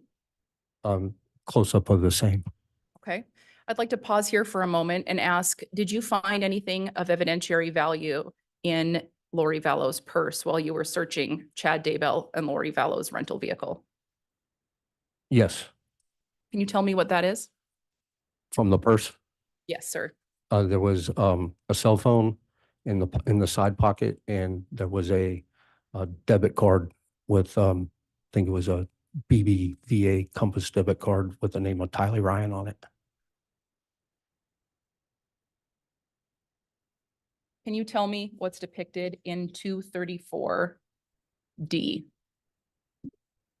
That's the door jamb on the driver's side between the driver's seat and the door jamb on the floor, and that's a credit card or the debit card. 234E? That's the debit card with Tyler Ryan.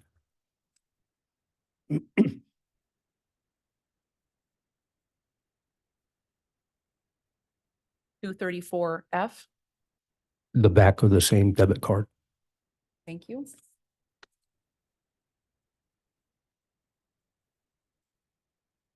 Can you tell me what we're looking at in 234G? That's the cell phone that was in the side pocket of her purse.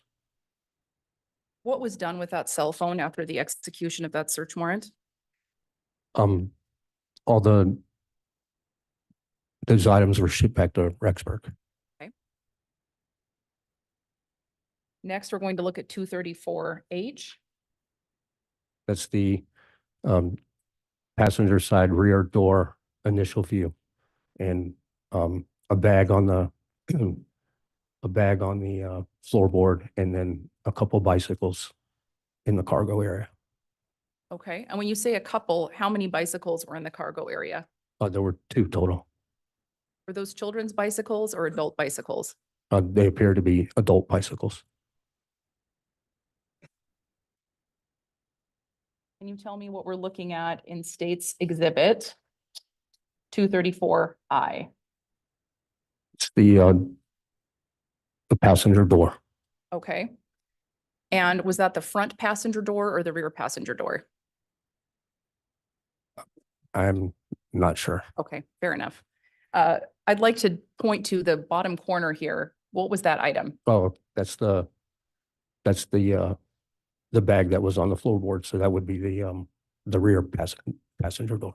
Okay.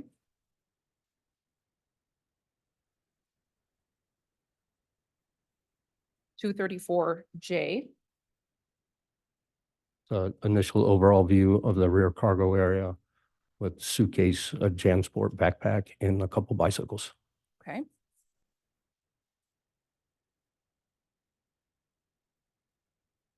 $234K. It's a Hawaii Robin Ruth handbag. And is this the same handbag that we saw a couple photos ago on the rear passenger floorboard? Yes, that's correct. Okay. And did you determine what the contents of that bag were? Yes, I did. Okay. And then what are we seeing here in 234L? That's overall of some of the contents that were in the bag. Okay. Can you kind of describe what we're looking at here? Yeah, there's in this one, there's 2 Apple laptops or iPads, a manila envelope, and a folder, and a Visions of Glory book. Okay.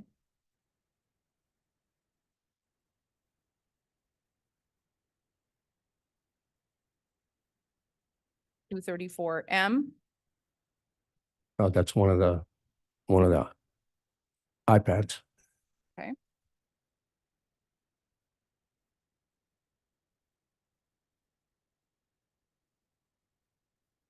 $234N. The second iPad. Okay.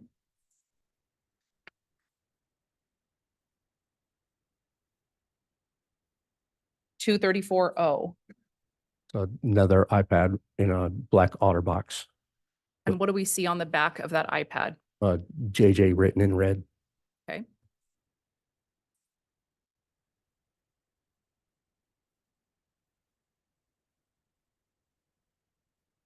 $234P. That's the other side of the iPad. And that would be the other side of the iPad with the initials JJ on the back. Yes, ma'am.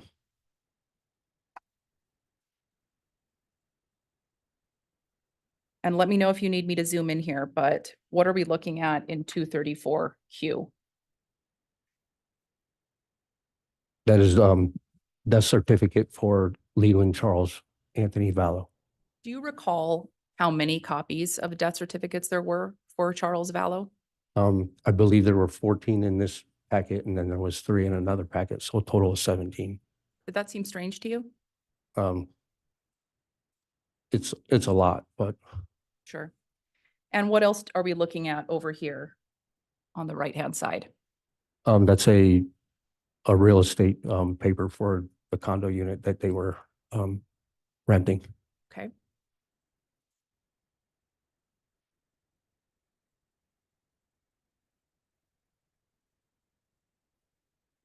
$234R. Say I can zoom if you need me to. Yeah, I know there's two social security cards, one with Joshua Vallow and one with Tylee Ryan. There's I believe at the top left-hand corner is a live birth certificate for Tylee Ryan. And I can't really see the bottom one. Yes. The bottom one. It's a little blurry here.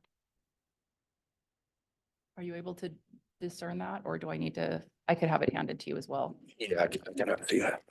We just hand him this, and just for the record, he's being handed 234R.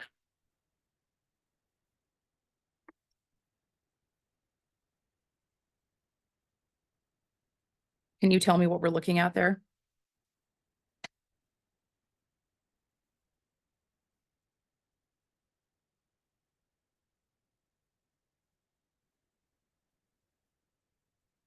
On the bottom middle bar. It's a birth certificate.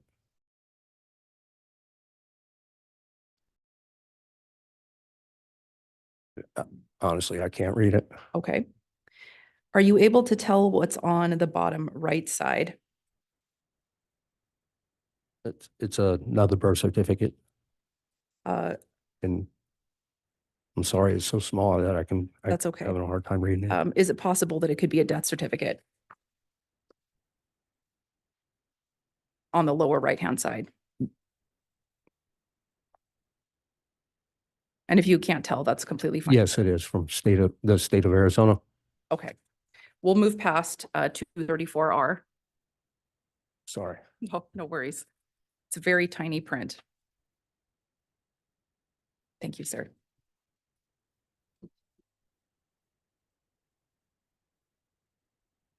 Moving on to 234S. Let's see, maybe we'll turn it this way.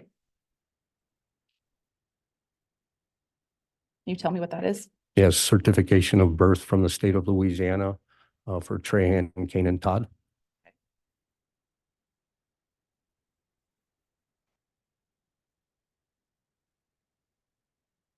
234T.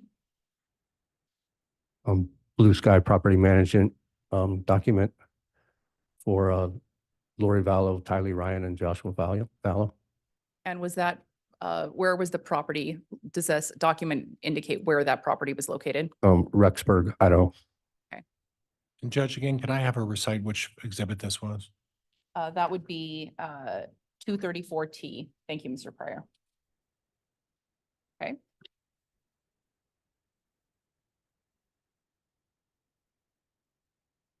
And all of these items were found in that blue bag?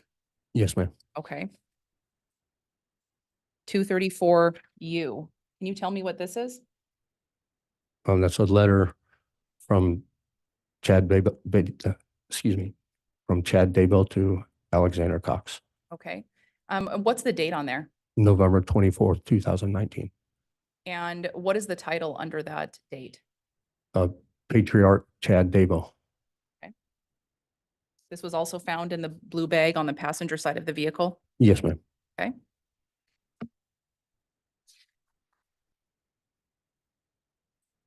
And then 234V. Can you tell me what that is? It's a JanSport black backpack that was found in the rear cargo area by the bicycles. Okay.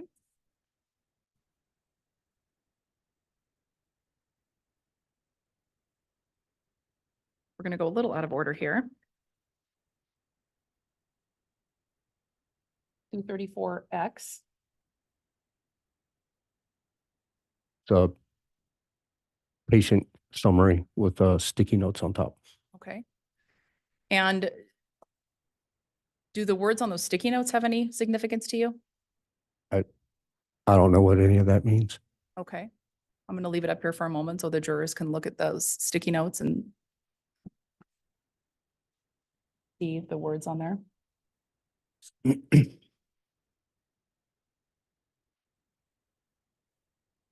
Okay.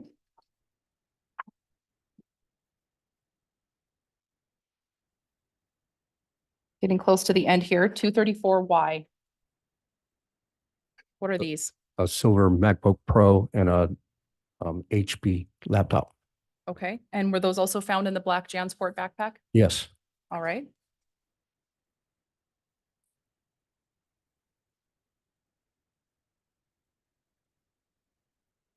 What's this?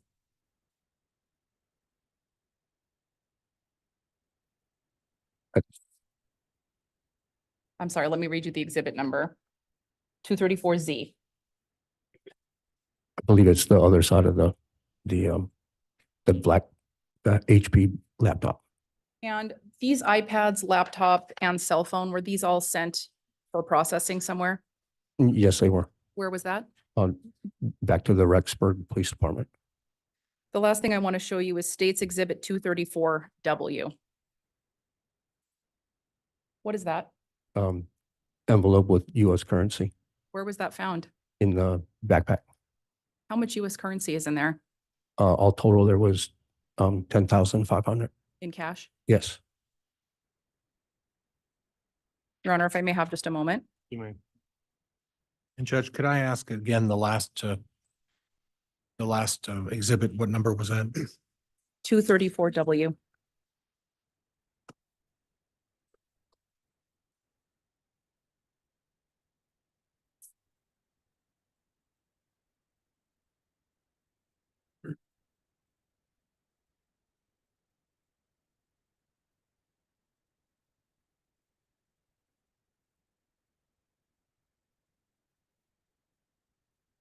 Were you present when a search warrant was executed on the condo complex where they were staying? Yes, I was. Did you find anything of evidentiary value in that condo complex? Yes, I did. And let me back up just a little bit. What date was that search warrant executed? That was condo complex. It was the 26th of January, 2020. Okay. And did you find anything of evidentiary value? Yes, I did. What was that? There was a couple rubber type wedding bands and I don't recall what else. I believe there's only about three items taken.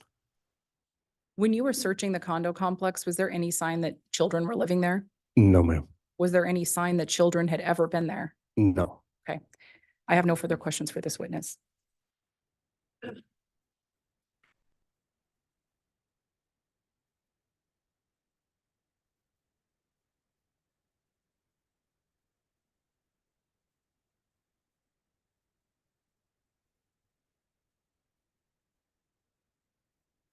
All right, Mr. Pryor, you can conduct cross-examination. Judge, could I have exhibits 234, please? Yes.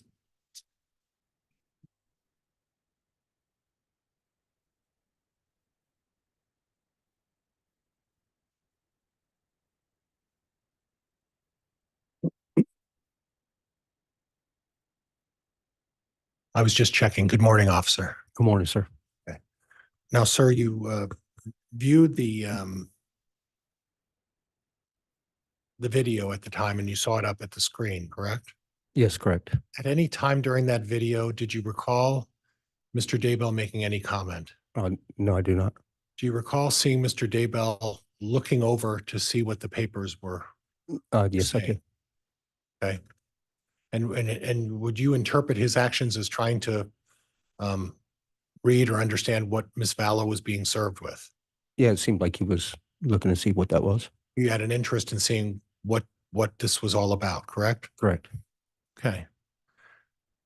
And you mentioned previously that this was an order regarding, was it a health and welfare order? It was a order for them, for Lori to. But are turning the kids over to authority, but are turning the kids over to authorities back in Idaho. Yes, sir. So in essence, it was when Mr. Daybell would be reading it, that's what he would read, is that there was an order, custody order, saying that the kids are to be returned back to Idaho. Is that right? Yes. Okay.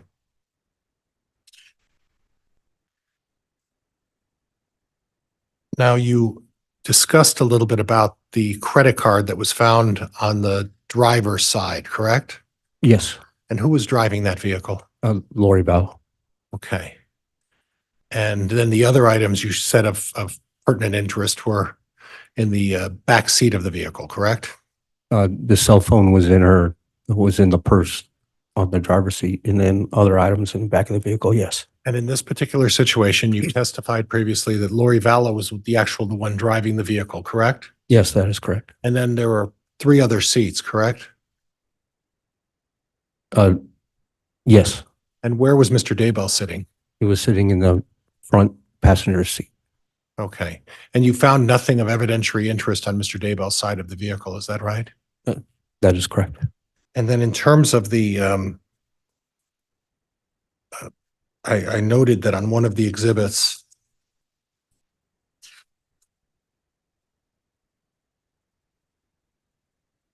(234B), and Judge, I may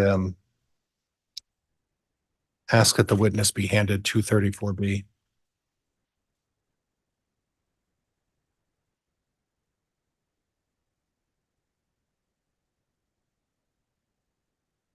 I noticed that on the console between the seats, there's a book. Do you have any and it's terribly difficult to see that, but do you have any recollection of what that book is?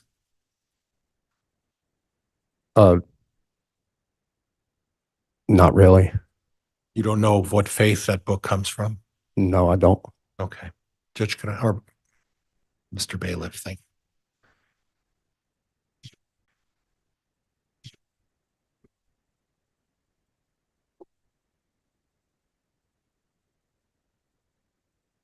Then you went on to talk about a blue, was it a bag or a suitcase? There was a Hawaii Robin Ruth handbag. Okay, and who would that be assigned to? Do you know? I don't know. You don't know who the owner of that bag was? No. And in the contents of that bag, you found what? Most of the stuff, death certificates, birth certificates, social security cards, 3 tablets, and some other items. Okay, and where was the location of that bag? It was in the rear passenger seat, right behind where Mr. Daybell was sitting. Okay, and then you talked about a black backpack. Were you able to ascertain who owned the black backpack? I was not. Okay. Now, when you stopped the Daybells, this was a traffic stop of some kind? Yes, it was originally. Was there any indication that Miss Vallow was trying to flee at that point? No, there was not. She cooperated fully with you? Yes, she did. And at any time, did Mr. Daybell make any statements during that stop? No, he did not. Okay, did he cooperate fully with you? Yes, sir, he did. And there was no indication that Mr. Daybell was trying to flee at any point, is that correct? That is correct. Judge, may I have a moment? Yes.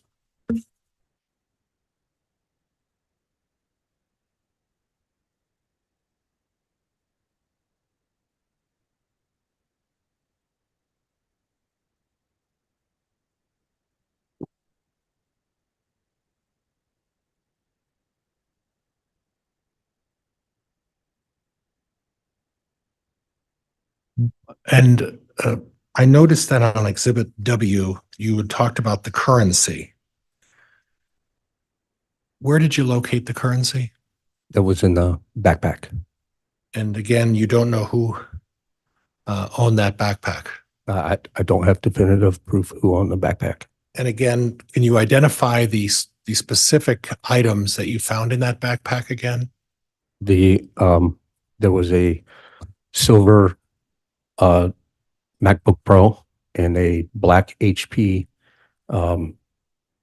laptop. Okay, were you able to ascertain who was the owners of those respective devices? No, I did not. Okay, what else did you find in the backpack? The currency. Okay, anything else?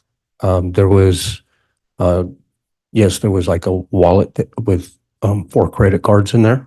And whose credit cards were those? Chad Daybell. Okay. Any other items found in the backpack? There was, yes, there was a death certificate and a marriage license. Okay. Anything else?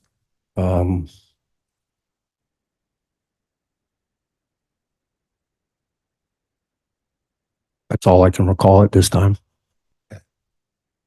Judge, I have nothing else. Thank you. All right, that'll conclude the cross-examination then. Any redirect, Ms. Beatty? Oh, sir. We have a brief sidebar.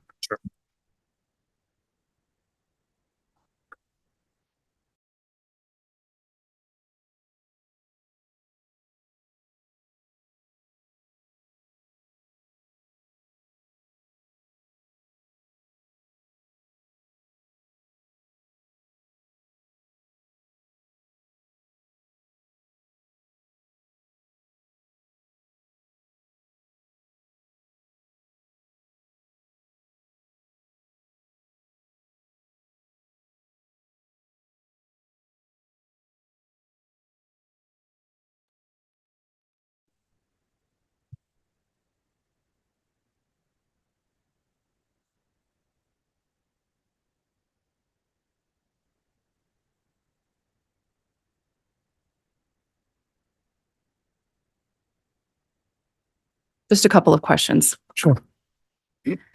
Mr. Pryor asked you if Mr. Daybell said anything when you made contact with them in their vehicle on the 26th, correct? Yes.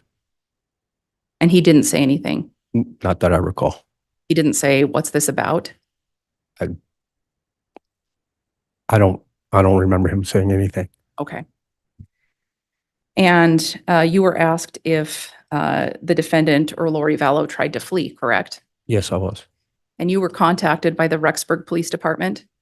Yes, I was. Well, not me directly, no. Of course, your agency, fair to say your agency was contacted by the Rexburg Police Department. Yes, correct. Is that because Chad and Lori had left Idaho? I assume so. Okay.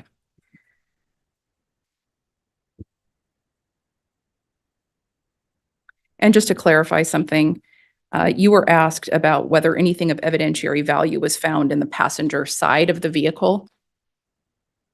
Yes, Okay. Was anything of evidentiary value found in the passenger side of the vehicle?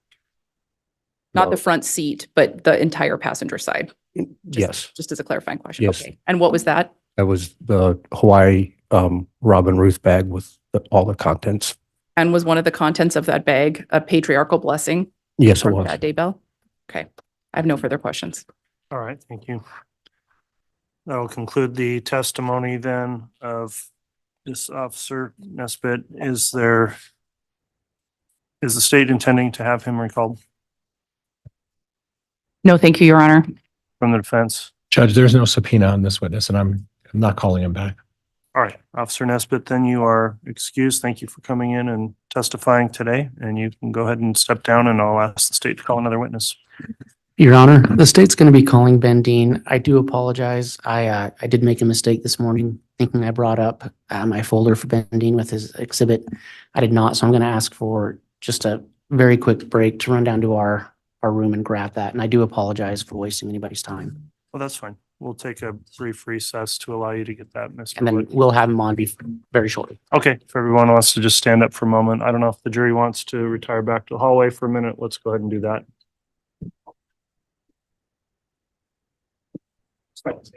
Okay.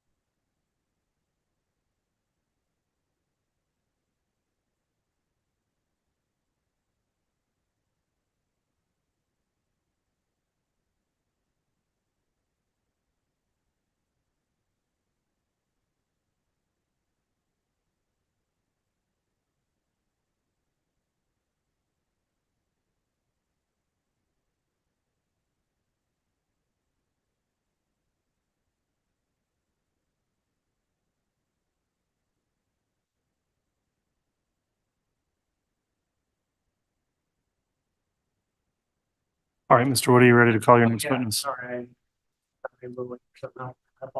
That's fine. The state would call Ben Dean. Very well.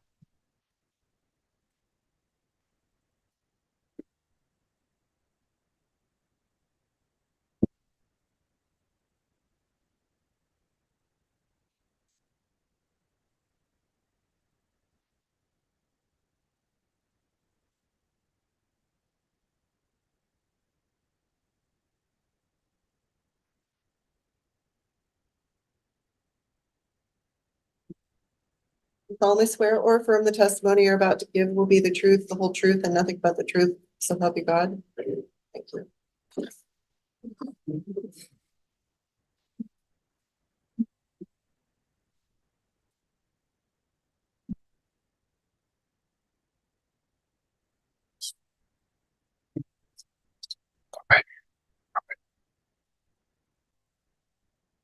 All right, the witness has been sworn. I have a few questions before we start the direct examination. Mr. Dean, have you watched any of these trial proceedings on the court's online streaming or through any other source? No, Your Honor. Okay, have you talked to anyone about any testimony they've provided here at trial? No, Your Honor. Okay, thank you for answering that. Mr. Wood, if you'd like to inquire on direct, you can do so. Thank you. Good morning. Morning. Can you state your name and spell it for the record? Benjamin Dean, BenjaminDean, And where are you employed? the Federal Bureau of Investigation. What position do you currently hold at the FBI? I'm an intelligence analyst. And how long have you been an intelligence analyst at the FBI? About 8 years. Can you describe your educational, professional, and training background to hold that position? Yes, I obtained a bachelor's degree in foreign language and foreign area studies. And then my first position in the FBI was with the language services section, where my job was to review and report on the lawfully obtained electronic communications of predicated case subjects in different parts of the country. Later, I became an intelligence analyst after attending and completing the basic field training course at the FBI Academy in Quantico, Virginia. And that was a 3-month course that consisted of classroom instruction, exercises, and exams on a number of different topics, including analytical writing, threat analysis, and raw intelligence reporting. And what office of the FBI are you currently assigned to? The Salt Lake City field office. What are your day-to-day responsibilities? My main job is to review or is to analyze information and make assessments regarding specific threats. And so some of my day-to-day tasks might include reviewing information from a broad range of sources, looking for trends and patterns in that information, and then writing reports or giving briefings with findings and recommendations. And then since I currently work on a criminal investigative squad, I often provide support to active cases. Do you have any specific training or experience in reviewing electronic communications? Yes. Can you explain that experience? Sure. During my time with the language services section, I attended a week-long course focused on best practices and techniques in monitoring and reporting on electronic communications records.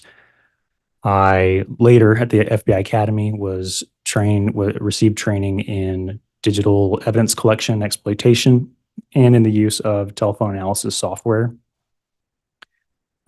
Since then, I've completed virtual and in-person trainings on that topic, on that subject.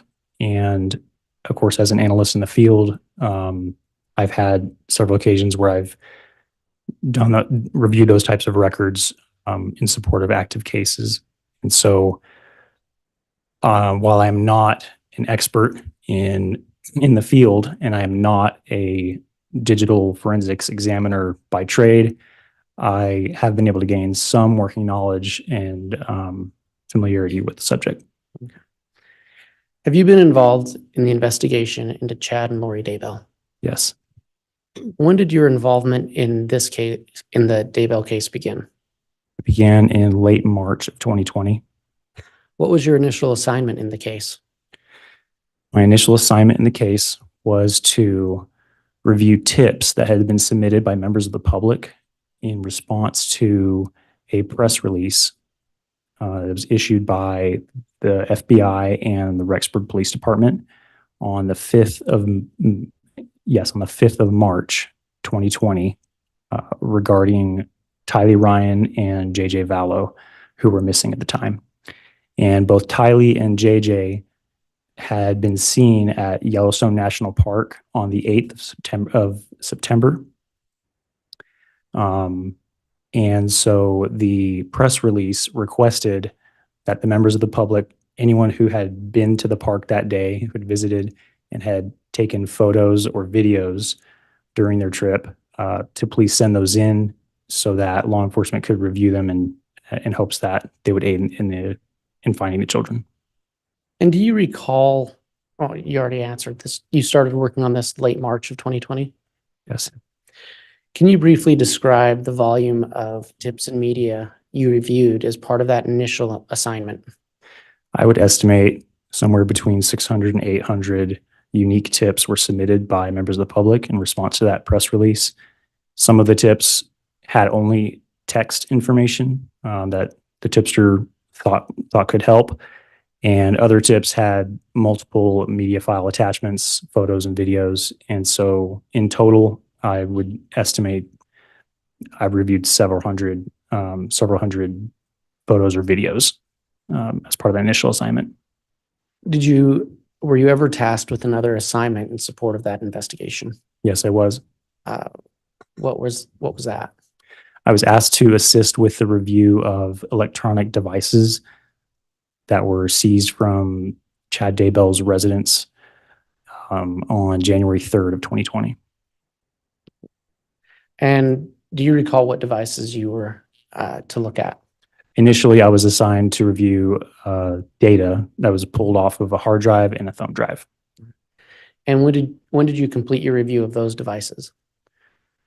I completed my review of those devices in May, sometime in May of 2020. Were you asked to review any other data from any other devices? Yes. What were the additional devices you were asked to review? I was asked to review the contents of 2 Blu-ray discs, each of which contained data that was extracted from electronic storage devices seized from Chad Daybell's property on January 3rd of 2020. So the data you were provided was on Blu-ray discs? Yes. Were the discs labeled? Yes, they were. How were they labeled? Both discs had a unique FBI specimen number written on them. So one disc had the number IWR 091201, and the other one was labeled IWR 091202. And also both discs had the words working copy written on them. Do you recall which disc you reviewed first? I first reviewed the disc labeled IWR 091201. And when did you begin your review of the disc? And when did you, when did you begin your review of that disc? Late May of 2020. What was the process you used to review that data on that disc? So I used a Blu-ray disc reader to open up the contents of the disc on my work computer. I saw that the main file folder on the disc was labeled, was titled IWR 091201. I went into that folder and found a subfolder with an application file. It's called cellbrightreader.exe, and also a UFDR file with the name IWR 091201 report.ufdr. So I double-clicked on the application file to launch the Cellbright Reader software. And once it was fully loaded, I used it to open the UFDR file. And can you briefly explain to the jury what is Cellbright Reader? Cellbright Reader is essentially, it's a software program, and it allows for the review and analysis of data pulled off of electronic storage devices. And yeah, that's basically what it is. And you mentioned a UFDR file. What is that? So a UFDR file is basically a report containing all of the data items pulled off of a device, and UFDR files can be opened and viewed with Cellbrite Reader. How does the data appear in Cellbrite Reader when you open it up? When you open Cellbrite Reader, you'll see a list of categories on the left-hand side. And so that's because Cellbrite Reader organizes all of the data items that are on a device into categories based on the item's file type. So some examples of categories would be autofill items, calendar items, device contacts, things of that nature, and also communication items such as emails, phone calls, SMS or text messages, or multimedia or MMS messages. All right. And what file types do you typically look at to determine the user of a given device? Typically, I look at 4 areas. I look to see if there's a device user listed. I look at if it's a phone, I look at the phone number that's associated with the device. And I look at the content of any communications items that are on the device. And I also look at any photos or videos that could be on the device that may show me who the device belonged to. So this device that you were recently just telling us about, or that the data that you had on this Blu-ray disc, did you look at all those file types for this device? I did. And when reviewing those items, did it become apparent what type of device it was? Yes. What type of a device was it? It was an LG cellular phone. Were you able to ascertain who the user of that device was? Yes, I was. How did you ascertain that? I ascertained that the user of the device was Tammy Daybell, who was the wife of Chad Daybell. And that was apparent to me for several reasons. First, the device user was listed as Tammy. Second, the phone number associated with the device matched with the phone number for Tammy Daybell as it appeared in other documents obtained in this investigation. There were incoming messages on the device addressing Tammy. There were outgoing messages with the user, the sender, introducing herself as Tammy, or in the case of emails, signing off an email with Tammy. And there were group messages, direct messages, and phone calls with other members of the Daybell family and their spouses, all of whom were named as contacts in that device. And the content of the written messages suggested that the user of this device, of this phone, had a close family relationship with the Daybell children. There were also device notifications showing new posts by members of the Daybell family in a Facebook group called Daybells and Murs. There were photos on the device showing Tammy Daybell both by herself and with Chad Daybell, their children and their grandchildren. And then finally, I did observe that all of the outgoing communication activity on the device ended the evening of October 18th, 2019, which I know to be the day before first responders discovered Tammy deceased inside her home. For the record, do you recall the phone number associated with this device? Yes, it was 801-669-4368. I want to draw your attention to September 9th, 2019. Did Tammy's phone receive any text messages that day? Yes. Were there any text messages sent to Tammy's phone that day that caught your attention? Yes, there were. What was the phone number from which those messages were sent? 801-690-9374. Is it possible that that was a 208 instead of an 801? Yes, it is. 208-690-9374. Was there a contact name stored on the phone for that number? The contact name was Chad. Throughout your review of this device, have you reviewed other messages sent by the contact, save as Chad? Yes. And based on your review of those other messages sent by that phone number, who did you believe that that number belonged to? Based on my review of the other messages, I believe that that phone number belonged to Chad Guy Daybell, who was the husband of Tammy Daybell. And can you explain to the jury why you came to that conclusion? Yes. First off, that same number ending in 9374 also appeared in other documents obtained in the investigation that associated the number as being one of the phone numbers used by Chad Daybell. Let's see, there were that number ending in 9374 was also part of group messages with other members of the Daybell family and their spouses. Again, all of whom were named as contacts in this device. And the content of those group messages also suggested that the user of that phone number ending in 9374 had a close family relationship with the Daybell children. And also the communication, the content of the messages between the device user, Tammy, and user of this phone number ending in 9374 made it clear that they both lived in the same home and that there was another individual named Garth who lived in that home with them. Your Honor, I would ask that the witness be handed what's been marked as State's Exhibit 229. I provided a copy to counsel and have a courtesy copy for the court as well. Very well.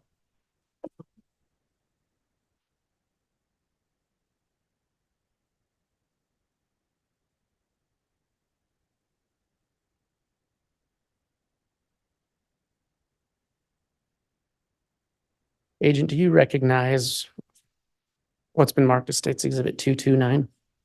Yes, I do. What does it purport to be? It is a copy of text messages that were exchanged between Chad Daybell and Tammy Daybell on the 9th of September.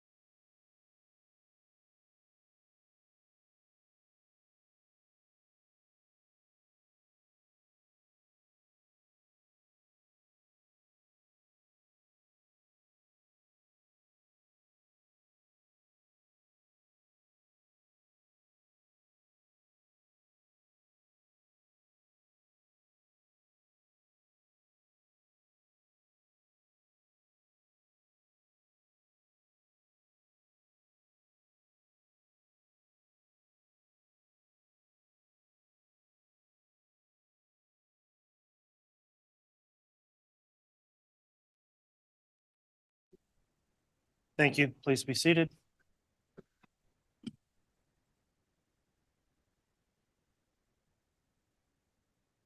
All right, I believe we've got the text sorted out here, so the agents on the stand, if we could have the jurors brought back in, please. Thank you. Yes, Your Honor.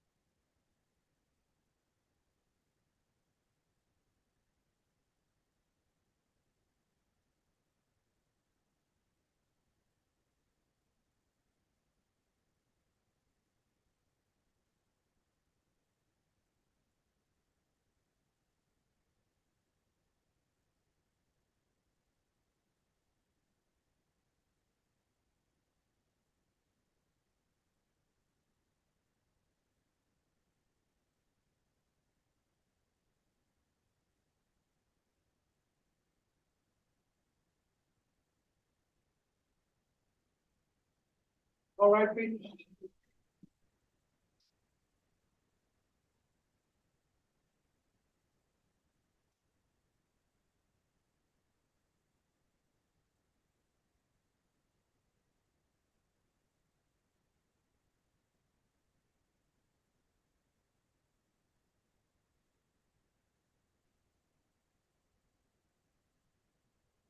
Resolve President Kent for Your Honor. All right, thank you. Please be seated.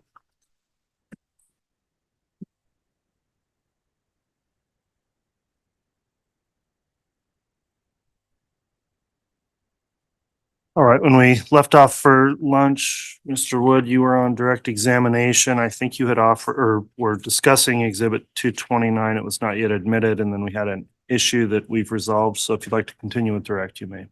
Thank you, Your Honor. And I do believe, talking with counsel, that Exhibit 229 comes in by way of stipulation. Okay, it's been offered. Is there any objection to the admission of Exhibit 229? No objection. Very well. Exhibit 229 is admitted. Is your appropriate title agent? No, it's intelligence analyst. Can I just call you Mr. Dean? Sure. Mr. Dean, do you have Exhibit 229 in front of you? Yes, I do. What is that? It's a copy of the text messages that were exchanged between Tammy Daybell and Chad Daybell on the 9th of September of 2019. And how do you know this? I know this because I reviewed these same messages during my review of the contents of Tammy's phone. Other than the text messages themselves, what other information is shown on this page?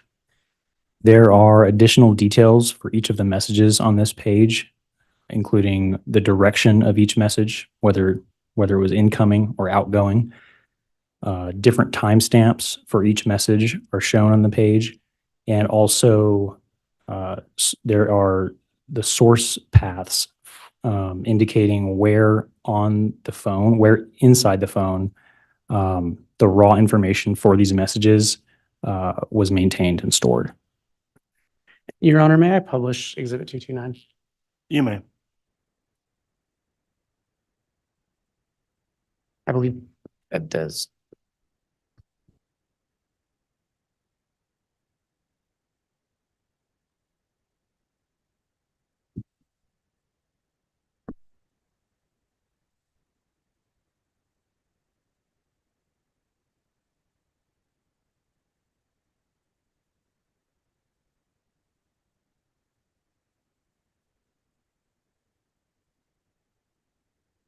Agent, you mentioned, or Mr. Dean, you mentioned that there are different timestamps shown on this page for each message. Have you seen those timestamps associated with these messages before? Yes. And can you explain, to the best of your knowledge, why different timestamps are associated with these messages? Yes. So when I first reviewed these messages, in late May of 2020.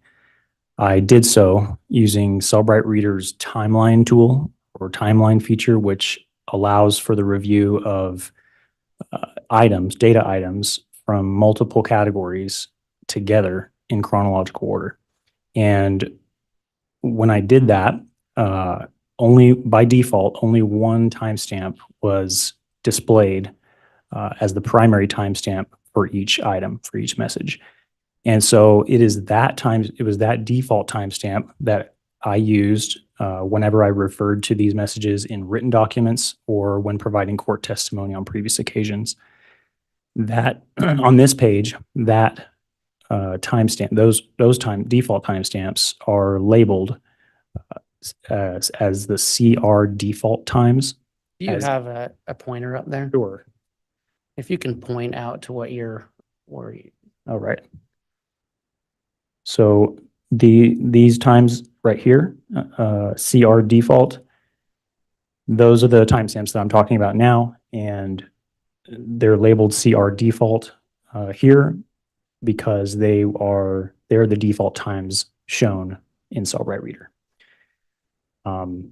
So recently, as I was refamiliarizing myself with the contents of this device and with these messages in particular, I still saw in Cellbrite Reader that these CR default times were still being presented as the primary timestamp assigned to each of those items.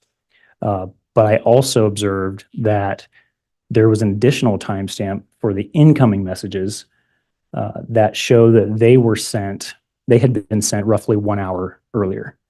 And those earlier timestamps were only visible when viewing the metadata for each individual message or by accessing a separate section of the extraction report in Cellbrite Reader to see the raw information for the messages within the phone's internal SMS database. And so on this page, those earlier timestamps for the incoming messages are labeled as the sent times right there. And they're labeled as such because that's how they're labeled in the phone's internal storage. And with regard to those incoming messages and those two different timestamps, were you able to determine which of the two timestamps is most accurate? Yes. How did you make that determination? I was able to make that determination by consulting telephone toll records for both Tammy's and Chad's phone number covering this time period. And those toll records had been obtained early on in this investigation from Verizon, who was the phone service provider for both numbers. And they were obtained through search warrants that had been obtained by Fremont County Sheriff's Office and the Rexburg Police Department, respectively. And so what I did was I had on one screen, I had the Cellbrite Reader program loaded and opened up to display these 4 messages.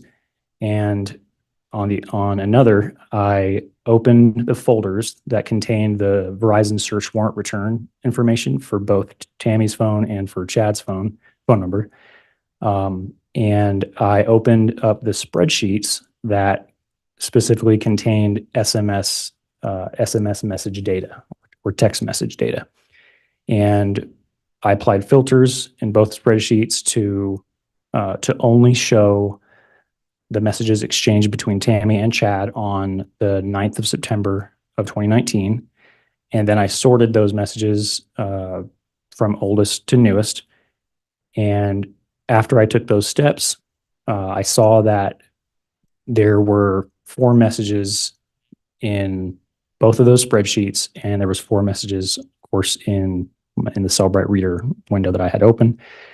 I was able to see that the order of these messages and the directionality of the messages matched up in all of those windows. And I also saw that the timestamps in the Verizon spreadsheets under the message send date column matched up perfectly with the earlier timestamps that had been located in Cellbrite Reader.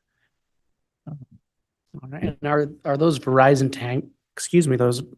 timestamps from the Verizon records also shown on this page? Yes, they are. They're listed first of all the three timestamps. So they're labeled message send date. And that's because that's how they're labeled in the Verizon returns spreadsheet. All right, and on this sheet, are those messages listed in the chronological order of the times found on those Verizon cell phone records? Yes, they are. Mr. Dean, will you, looking at that first message, who sent that message? It was sent from the contact named as Chad, And who received it? the device user, Tammy. And what time was it sent? September 9th of 2019 at 10:53:16 a.m. And will you read that message? Yes. Well, I've had an interesting morning. I felt I should burn all the limb debris by the fire pit before it got too soaked by the coming storms. While I did so, I spotted a big raccoon along the fence. I hurried and got my gun, and he was still walking along. I got close enough that one shot did the trick. He is now in our pet cemetery. Fun times. The second message, can you look at who sent that message? It was sent by the contact named as Chad And who was it sent to? to the device user, Tammy. And what time was it sent at?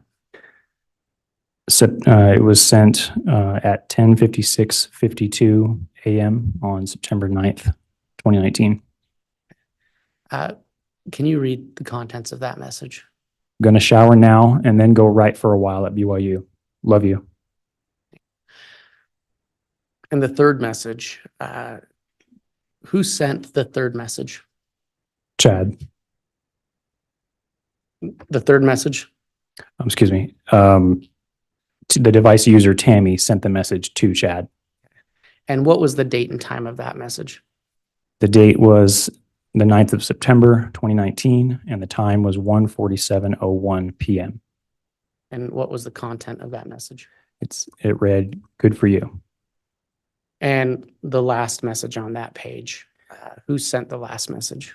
That one was sent by Chad to the device user, Tammy. And it was sent on the same date at 1:48:14 p.m. And it read, "I'm back home now." So, Agent, you testified that you found these messages as part of your analysis of Tammy Daybell's phone. Correct? Correct. Why did these messages catch your attention? The first message in particular stood out to me because it was simply longer and more detailed than any of the other messages that had been exchanged or would be exchanged between Tammy and Chad as they appeared on this device. So generally speaking, messages sent between the two were relatively short, and they dealt with things, routine matters, household matters, and things of that nature, such as whether one or the other needed to pick up a check or deposit a check, whether animal feed needed to be picked up for any of the animals that lived on the property, what time one or the other was coming home or leaving the house, and so on and so forth.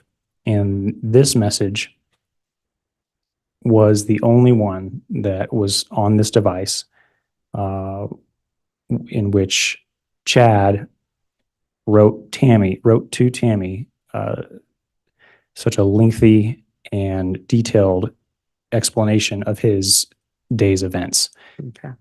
And Was there anything about the date of that text message that caught your attention?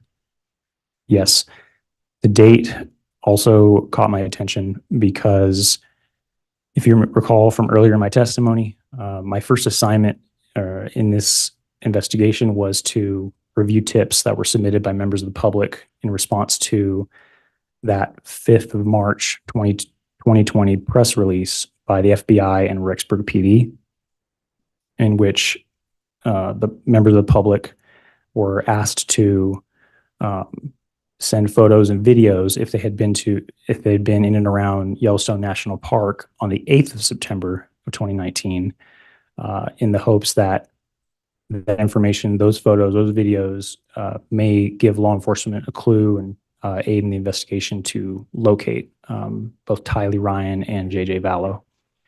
And so after having reviewed hundreds of photographs and video files taken from all across Yellowstone National Park on the 8th of September of 2019, I was very much aware that that date was the last day that Tylee Ryan was seen alive. And so upon reading this first message here on this page, in which Chad. Judge, I'm going to object at this point. This is becoming quite a narrative and there should be some questions, I believe. I can ask some more, Your Honor. Go ahead. So just kind of in summary, what was it then that caused you concern about this text message? It was the fact that this longer, more, detailed text message, longer and more detailed than others on the device, was sent by Chad to his wife, Tammy, explaining with some amount of care that he had started a fire, shot a large animal, and buried that large animal on his property. And it was the fact that he did those things. He was telling his wife, Tammy, that he did those things on the day after Tylee Ryan was last seen alive. And were you ever made aware in your investigation where Tylee Ryan's remains were found? Yes, Where were they found? they were found in the pet cemetery on Chad Daybell's property. Your Honor, at this time, I have no further questions. All right, thank you. The exhibit is.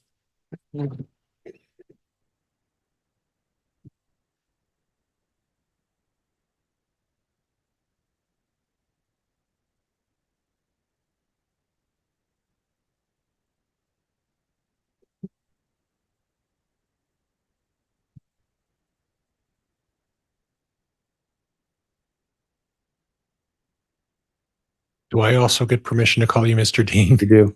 Thank you.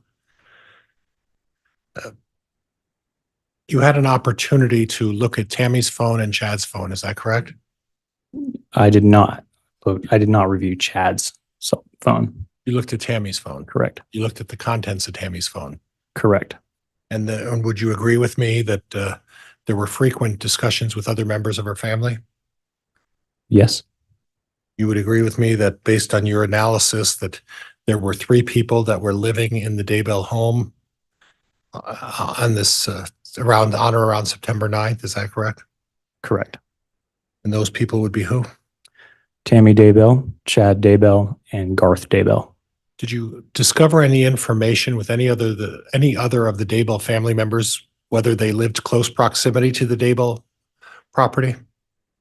Not during my review of Tammy's device that I can remember, but over the course of other assignments that I had in this case, I did become aware that that yes, there were other members of the Daybell family and their spouses living nearby. And who were those? I believe it was Emma Murray and her husband, Joe Murray. And do you know where approximately they lived? I believe they lived sort of catty corner to the Daybell property. Now, it's not your position that the mention of animals in communications from Tammy is unusual, is it? Mention of animals. It happened a few times. Okay. And in those communications, the range that you used in this thing started around the 27th of July, is that right, of 2019? For SMS messages, Yes. particularly. Yes, so the range of the SMS messages on the device was July through October. So yes, So July of 2019 through October, the middle of October of 2019, correct? correct. 2.5 months. It's about 4 months. End of July, August, September, middle of October, right? Yes. So, So where's 4 months come from? well, I think that the messages on the device started in mid-July. So if I was counting July, Oh, I see. I see. But your date of evaluation started on the 27th of July, correct? the date the very first SMS message appeared on appearing on the phone. No, the date, the range of your evaluation of the phone started on the 27th of July of 2019 and ended on approximately the 17th or 18th of October. Is that right? That's for the outgoing communications on the device ended on the 18th of October. Right. There were some messages after that. Okay. But the range of what you're talking about and testifying about is the range we just discussed, the July through October. Is that right? That's right. And the evaluation that you're presenting to this jury is that in that 2.5 month period, this was a lengthy SMS message. Is that correct? That's correct. But you didn't look at, do you have an idea of how long Chad and Tammy Daybell were married? Quite some time. I couldn't give you an exact date. It was a significant length, wasn't it? You didn't evaluate their history of 30 years of marriage on their SMS communications, did you? No, I did not. In fact, you didn't even evaluate the SMS messages from May, June, and the first half of July of 2019 during this range either, did you? They were not on the device, so no. Okay. So you really can't say, all you can say is that in this specific 2.5 month period, you found this to be a generally, and that was your term, right? Generally longer than some of the others, correct? So generally speaking, their messages between the two of them were shorter and dealt with everyday affairs, everyday matters. And this message stood out because it was longer and more detailed than all of the rest that were on the device. And did you have an occasion to look at any other devices that Tammy Daybell may have had as part of your investigation? No, Were you aware as part of your investigation that Tammy Daybell had communicated with her children about this very incident about locating and finding raccoons? this. Your Honor, I'm going to object. That misstates prior testimony. Sustained. Do you have any indication or information as part of your investigation that Mark Daybell and Tammy Daybell discussed wildlife during a communication? From my review of this device, no, I do not have knowledge of that. Okay. And you didn't look beyond this device. You're speaking specifically about this device, and you're not speaking about any other communication that may have occurred discussing wildlife or raccoons or skunks, right? Correct. And on this device, Okay. that's what I'm speaking to. Okay. And again, the phone number for, just so we have a clear record for Tammy Daybell was what number? The phone number for Tammy Daybell was 801-669-4368. Thank you.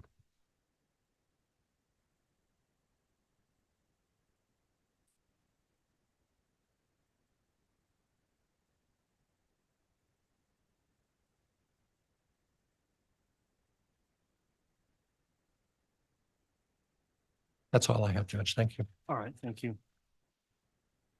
Mr. Wood, any redirect? Just very brief.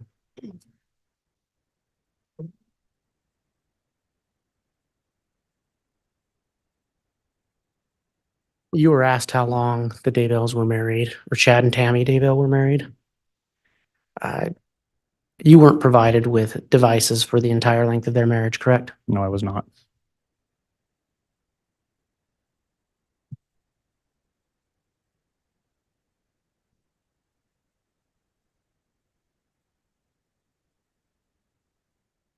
And you were asked about the length of this message, and part of what stood out to you was the length of this message. That's correct. Okay.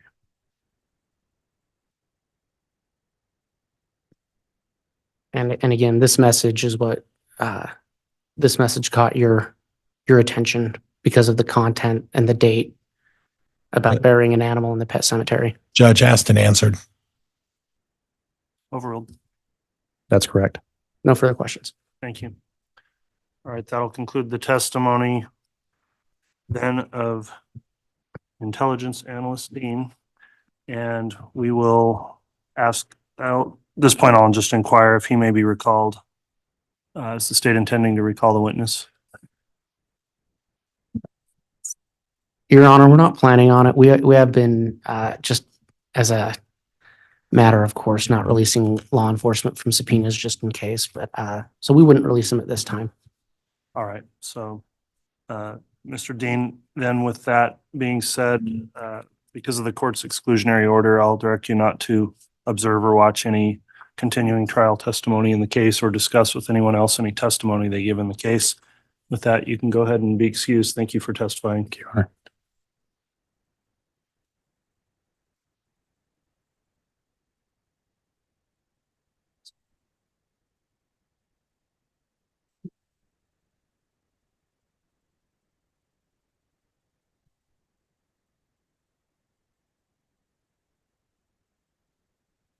And the state can call its next witness.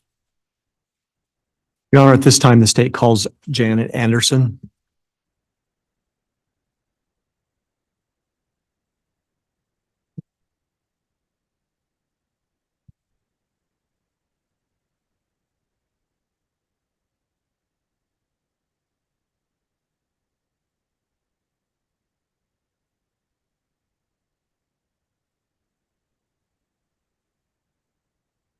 Swear or affirm the testimony you're about to give will be the truth, the whole truth, and nothing but the truth. So help you God.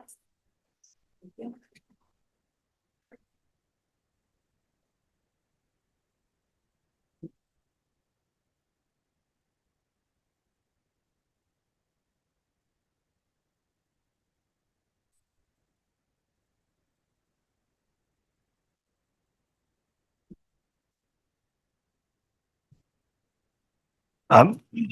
Mr. Wixom, again, do you believe the exclusionary order would apply to this witness? I believe it would, Your Honor. Thank you. Ms. Anderson, then having been sworn, I'm just going to ask, have you watched any of the trial online or from any other source or observed any of it in here? No, Okay. Have you talked to anyone else about testimony they've given in their trial? no. Very well. Mr. Wixom, if you'd like to inquire on direct, you may. Thank you, Judge. Ma'am, will you please state and spell your full name for the record? Janet Anderson, JANET ANDERSEN. Thank you. And where do you live? I live in St. Charles, Idaho, And where is that? by Bear Lake. Where did you live 5 years ago? I lived in Lyman, Rexburg area. When you lived in Rexburg, what type of work did you do? I was the secretary at Central Elementary in Sugar City, How long did you work in that job? 15 years. Do you recall working with the Tammy Daybell? Yes. Can you recall which years you remember working with her? She started in 2017 and she died in 2019. Could you describe for the jury what kind of working interactions did you have with Tammy? I saw Tammy every day, multiple times a day. She was in the library and I would have to go down, deliver notes to the students or take her books to get checked in. Just different handouts we'd have to hand out. So I'd be in her library 2 or 3 times a day, every day. Would she have occasion to come to the office where you worked? Yes, lots of times. Were there any other duties that you had that you shared with Tammy? Nope. I want you the best you can. Can you tell the jury what your perception was of Tammy, her personality and demeanor, just generally speaking? She was easy to get along with. She was very quick to get her duties done. She was very efficient, organized. She was easy to talk to, and she didn't ever have anything bad to say to anybody, and she was a friendly person. She's friends to everybody. Everybody loved Tammy. How often did you have interaction with her? Was it every day? Every day. Mhm. And with respect to her attendance at work, do you recall, was she someone who called in sick or missed work? I don't Judge, I'm going to remember her. object unless there's some additional foundation. Overruled. You may answer. I don't remember any days of getting a substitute for her. She just wasn't ever sick. She never had a cough or a sniffle or a limp or anything that I noticed. Okay. Was Tammy ever one to complain of her health or talk about her health? No, At any point in time, let me withdraw that. Thinking back to just the last few weeks before she passed, did you ever notice anything about her and her health? no, she was very energetic. Like I said, she was the Energizer Bunny. She just was everywhere and got everything done she needed to. And Would you mind elaborating on that for the jury? When you use the word Energizer Bunny, what do you mean by that? she just never quit. She was always where she needed to be. She had multiple jobs. She was lunchroom duty. She was computer lab, librarian, recess duty. She was always quick to get to wherever she needed to be. She didn't talk very much, stop and visit very much. And if it was brief, and then she went to where she needed to be. How did you first learn of her passing? Mr. Garner called me Saturday morning. And other than possibly grief, what was your reaction to that news? I thought, how could this be? I just barely saw her Friday at 3:30, 3:45. She was happy. She was healthy. She was laughing about curtains she'd had to put up in the computer lab so the kids would quit knocking on the door to say hi to her. And it was just really quite a shock. I didn't know how it could happen. When you talk about this, her stopping or putting up curtains, did you have a specific interaction with her regarding that? Yeah, she stopped at the office on their way out. Her and Emma stopped at the office and told me about what they were doing in the computer lab to put up the curtains, and they were laughing about it, how it's so funny that the kids had to say hi when they just barely saw her an hour before, but they'd have to knock on the window and say hi to her, and they thought that was really funny. Tammy had quite an interesting sense of humor. I loved it. She was happy most of the time about lots of things. Thinking about that interaction with the curtains, when did that occur relative to her death? That was at 3:45 on Friday, and I guess she passed away that night or morning. So as you recall, you last saw Tammy at 3:45 the night before she passed? Yes. Okay. When you had this interaction with her about the curtains, did she appear sick at all to you? Nope. Did you make any other observations about her health? She was just normal, healthy all the time. Did she have any appearance of having had a hard work day, tired, anything like that? Actually, no. She seemed like she had energy, no matter what time of the day it was, morning or evening or whenever I saw her. She just was always on the go. And then just last question, over the last few months before she passed, did you happen to notice whether or not she'd gained or lost any weight? I don't think she gained or lost any weight. She looked the same. She walked the same. She was always really fast walking to wherever she had to go. In my office, I would see all the halls, and so I could see people coming and going wherever they went. And they put me in that spot so I could. So I saw Tammy a lot, but she was just always on the go where she needed to be.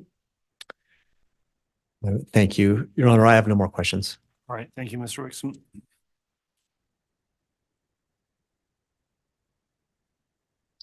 Cross-examination, Mr. Pryor. Thank you, Judge.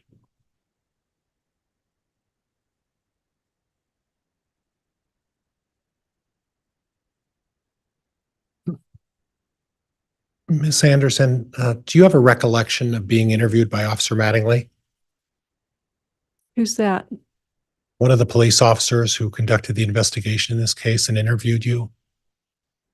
Well, somebody came to the office and made me write down a report, but I don't remember his name. Okay. And do you remember as part of that report, you mentioned that Tammy Daybell was somebody who kept to herself? She kept to herself in the way that she got her job done. Like I Okay. said, she didn't stop and talk to very many people for very long. So Okay. So when you say she kept to herself, it was in her, and I don't want to suggest that it was a shy manner, but she kept her personal business to herself. Would that be fair? well, she never said much personal things to me, so that's probably why. Yep. In fact, she never said anything about her health to you, did she? Never. In fact, the one person that you would identify who would probably be her confidant at the school would be her own daughter, Emma. Would you agree with that? I don't agree with that. Okay. Why not? I think she had lots of friends. She talked to lots of people, and there could have been a time when she would have said something to one of the other staff members. And despite the fact that she had a tendency to keep to herself, according to you, you're telling me now that she must have talked to other members but you don't really know that, do you? Objection, argumentative, Your Honor. Overruled. You don't know that, do you, ma'am? I don't. Okay. But you do know that her daughter worked at the same school with her, correct? Correct. Okay. And would you say it's fair to say that her daughter, that they spent a lot of time together when they had downtime at school? No, I don't think they did. Okay. Now, on the day that you're describing and the day that the Friday, the last day of school that Tammy was there, do you remember the efforts that were being undertaken by Tammy to prepare for the book fair that day? Yes, Okay, and there was a book fair that was scheduled, correct? correct. And you would agree with me that that required a lot of moving of books and a lot of hustle and bustle that day, right? Objection, counsel's testifying, Your Honor. Sustained. Was it a significant endeavor to prepare for that book fair? I think so. I didn't really look at people when they did that, but I probably was. So when Yeah. you're saying that you didn't observe, you didn't actually observe Tammy on that day preparing for this book fair, is that right? Actually, the book fair wasn't that day. It was the next week. Okay. So there wouldn't have been a lot of quick work. I imagine she got things organized and sort of got ready for it, but I don't think there was a lot of extra work that would have had to be done on that Friday. But you're not aware of, you didn't have any specific recollection of seeing Tammy doing anything particular in regards to the book fair, is that right? No, Okay. But you don't know one way or the other. You're just speculating. Wouldn't that be fair?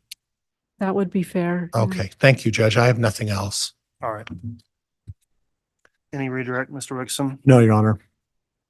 All right, that'll conclude your testimony then, Ms. Anderson. Are we going to anticipate she may be recalled? The state would excuse her, Judge. On the bench? Judge, I don't anticipate calling her either. I would excuse her as well. Thank you. Okay, you can be excused. Thank you for appearing.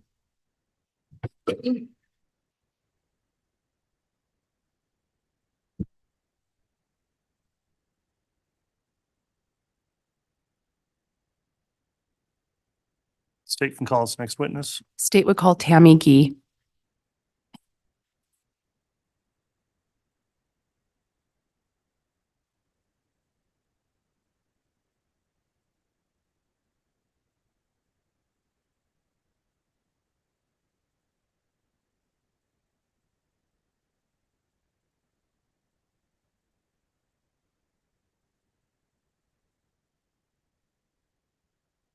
Solemnly swear or affirm the testimony you're about to give will be the truth, the whole truth, and nothing but the truth, so help you God. Thank you.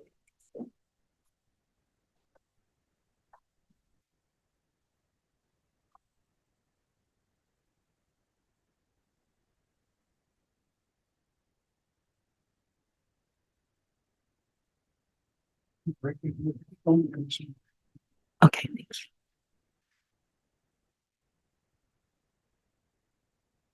All right, before the witness testifies, let me just inquire now that you've been placed under oath, Ms. Key. Have you watched any of this trial online or observed any of the trial testimony here in the courtroom or otherwise? No, Thank you. Have you talked to anyone else about testimony they've given in this trial? no.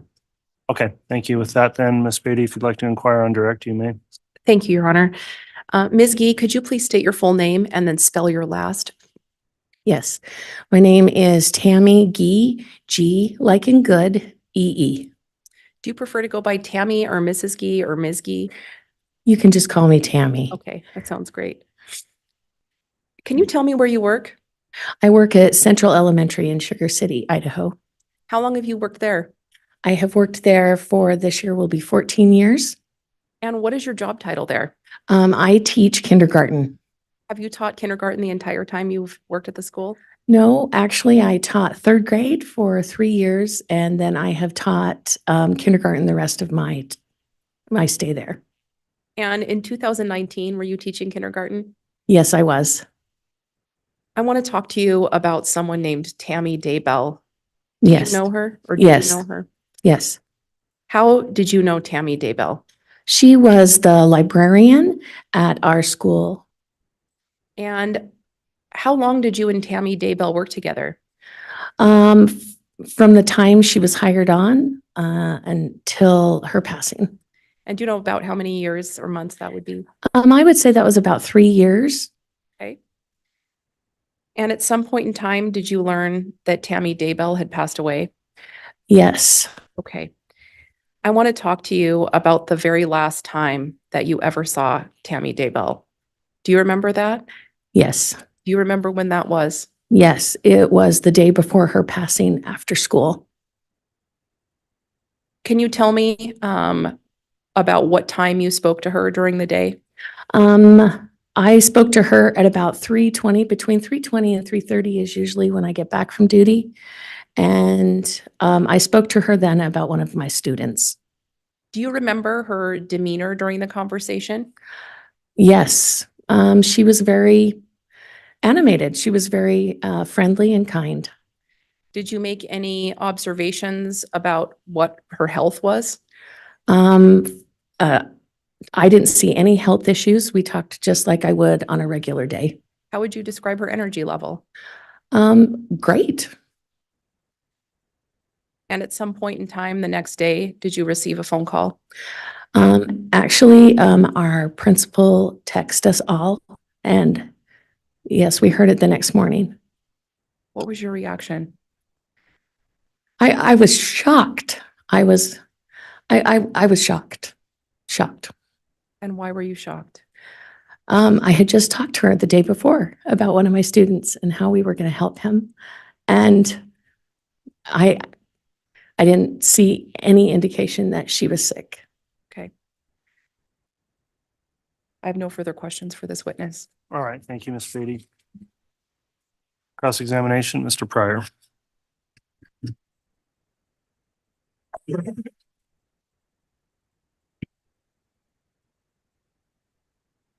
afternoon, Ms. Key. Good afternoon. Do you recall on that Friday if there were, are you aware of any preparations that were being done to prepare for a book fair the following week? Not that I know of. Okay, Not that I remember. okay. And would you agree that Tammy was a bit of a private person, and in terms of her personal life, she tended to keep to herself? Not really, but not really. I Okay. wouldn't say that. Judge, I have nothing else. All right, thank you. And Your Honor, I have nothing further for this witness and she may be excused from her subpoena. All right, unless there's any objection from the defense, you may be excused from your subpoena. Thank you for appearing and providing your testimony this afternoon. Thank you. You're welcome.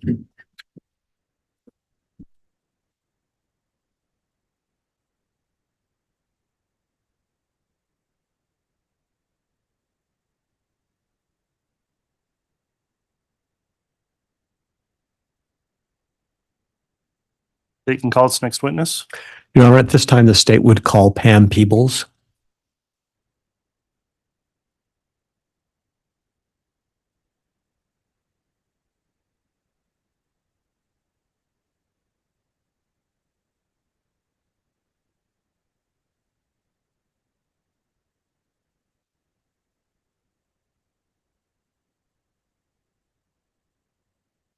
Swear or affirm the testimony you're about to give will be the truth, the whole truth, and nothing but the truth.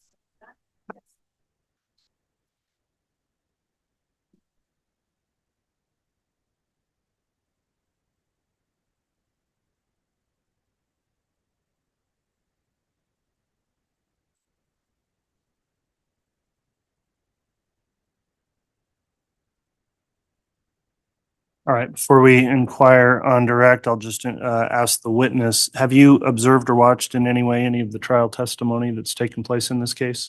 No. Okay, have you talked to anyone else about testimony they've given? No. Very well, you can inquire on direct, Mr. Wicks. Thank you, Your Honor. Ma'am, will you please state and spell your full name for the record? Pamela Peebles, Pamela Peebles. And ma'am, where is it that you live?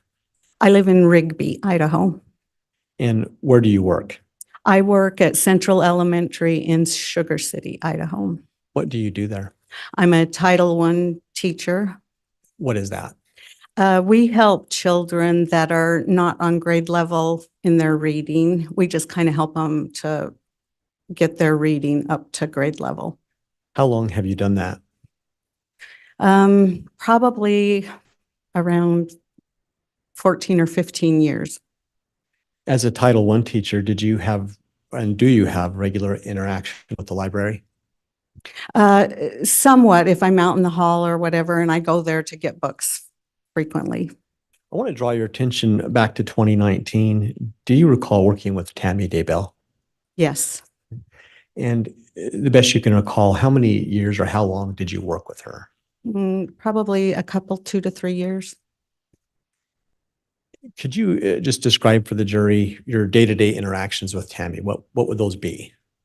I would see her around the school every day because she was running around doing her library and computer stuff with the children. So I would interact with her every day, and sometimes she would come in our room, but mostly I was out at recess duty twice a week with her for a half hour each time. What did recess duty entail? So we were just out there to ensure the safety of the children. And Tammy would be able to run around with them and interact with them. She knew each child by name, in all of them in the school. She loved the children and they loved her very much. So she would interact with them a lot. And it was a joy to watch her. And she was a good friend as well as a coworker.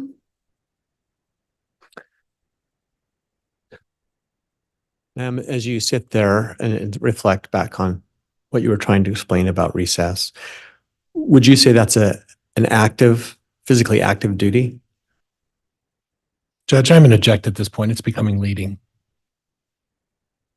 Sustained. Did you get a chance to watch her during those 30-minute sessions of recess? Yes. And specifically, what would she do? What would you observe her to do?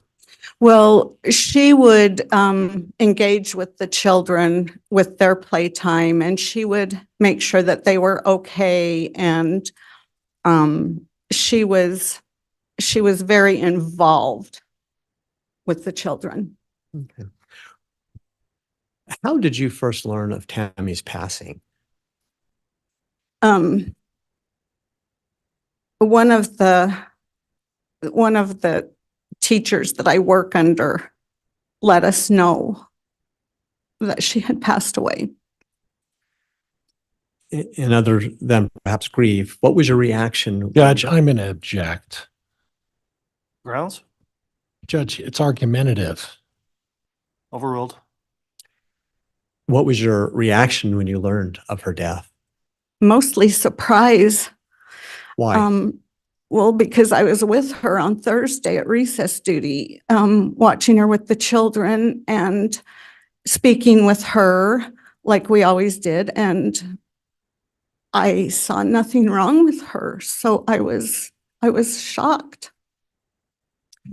To that point, thinking to your interactions with her day-to-day at work, Did you make observations that you had a perception of her health? Well, I thought she was quite healthy. She had been training for a race. Judge, I'm going to object at this point. There's been no foundation for that testimony, and Sustained. it's a narrative. Sustained. Ma'am, did Tammy ever say anything to you about whether or not she was training for a race? Yes. Judge, Go ahead. When did she say that?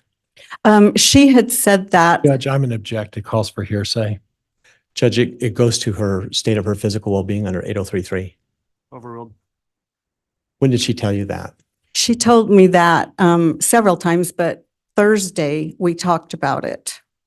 And what specifically did she say about that? She had told me that she felt like she was in the best health of her life. She had been eating better and losing some weight and training. And she said she felt very good about her health. And we discussed that a little bit. Based on your observations, was anything about that she was sharing inconsistent, or was that consistent? It was consistent. She seemed very healthy to me. Had you personally, just off of observation, noticed whether or not she'd gained or lost any weight in the few months before she passed? Well, she had lost some, and I was a little jealous of that. So we talked about that a little bit, and she looked good, and she was happy that she felt better and had changed some of her habits and stuff. Thank you, ma'am. Your Honor, I have no more questions. All right. Thank you, Mr. Wixom.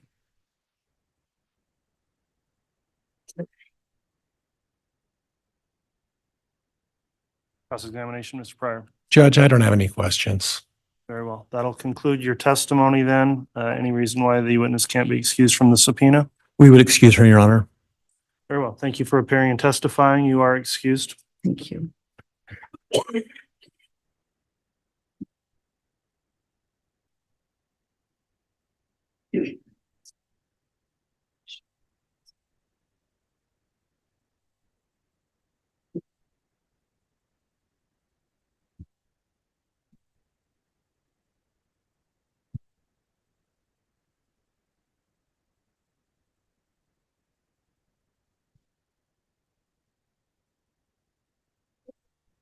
Yes.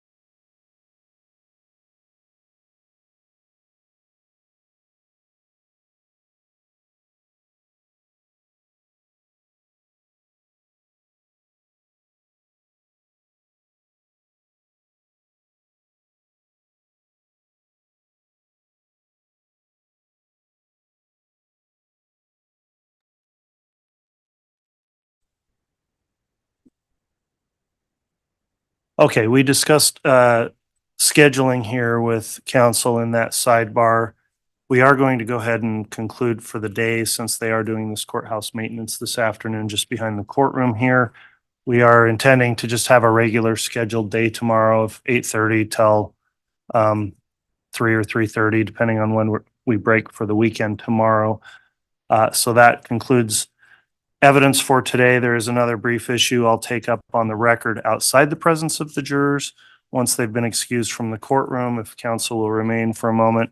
And so I will go ahead and give the council your instruction I give you each day as you go home. Please don't discuss the case or any of the evidence amongst yourselves or with anyone else.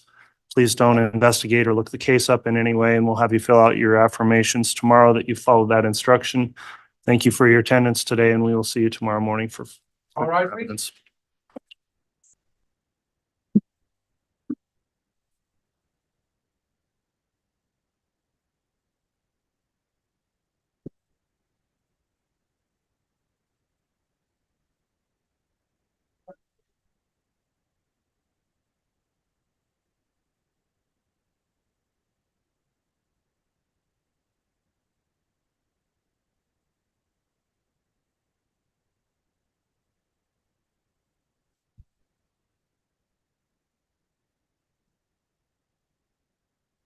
Thank you. Please be seated.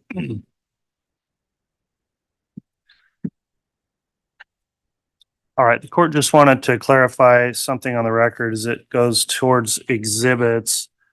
When the case started for trial, I raised a concern with counsel about some of the markings, which in law terms we refer to as bait stamps on state's exhibits, referencing Vallow/Daybell with page numbers or potentially a case number or something. I think they're just page numbered that way. When we started trial, I did have a concern about the references to Vallow, being that we previously had a separate trial in that case, potentially having some impact if the jurors would or lead to speculation about why that was there. Now that we've gone through significant evidence, I was originally requesting the state and they were redacting that Vallow reference from exhibits. At this point, with all the references, I think the parties have agreed in the court also that it doesn't appear there'd be any kind of prejudice or cause for speculation to have those references on exhibits. And so exhibits are now being admitted without that redaction. And one example would be the 234 exhibits, which were admitted today, which have those markings on them, are now unredacted. So that's how the court is handling those exhibits. And I understand the state and defense don't object to that being contained on the exhibits. Is that accurate from the state's perspective? That is, Your Honor. From the defense perspective? Yes, Your Honor. Thank you. Okay, thanks, counsel. I just wanted to clarify that on the record for any future reference.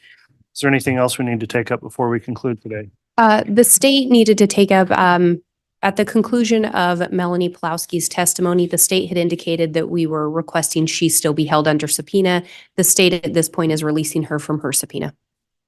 Okay. Do you intend to potentially recall her? No, Judge. All right. Well, you can advise her then that she's released from subpoena and watch the trial if she wants to.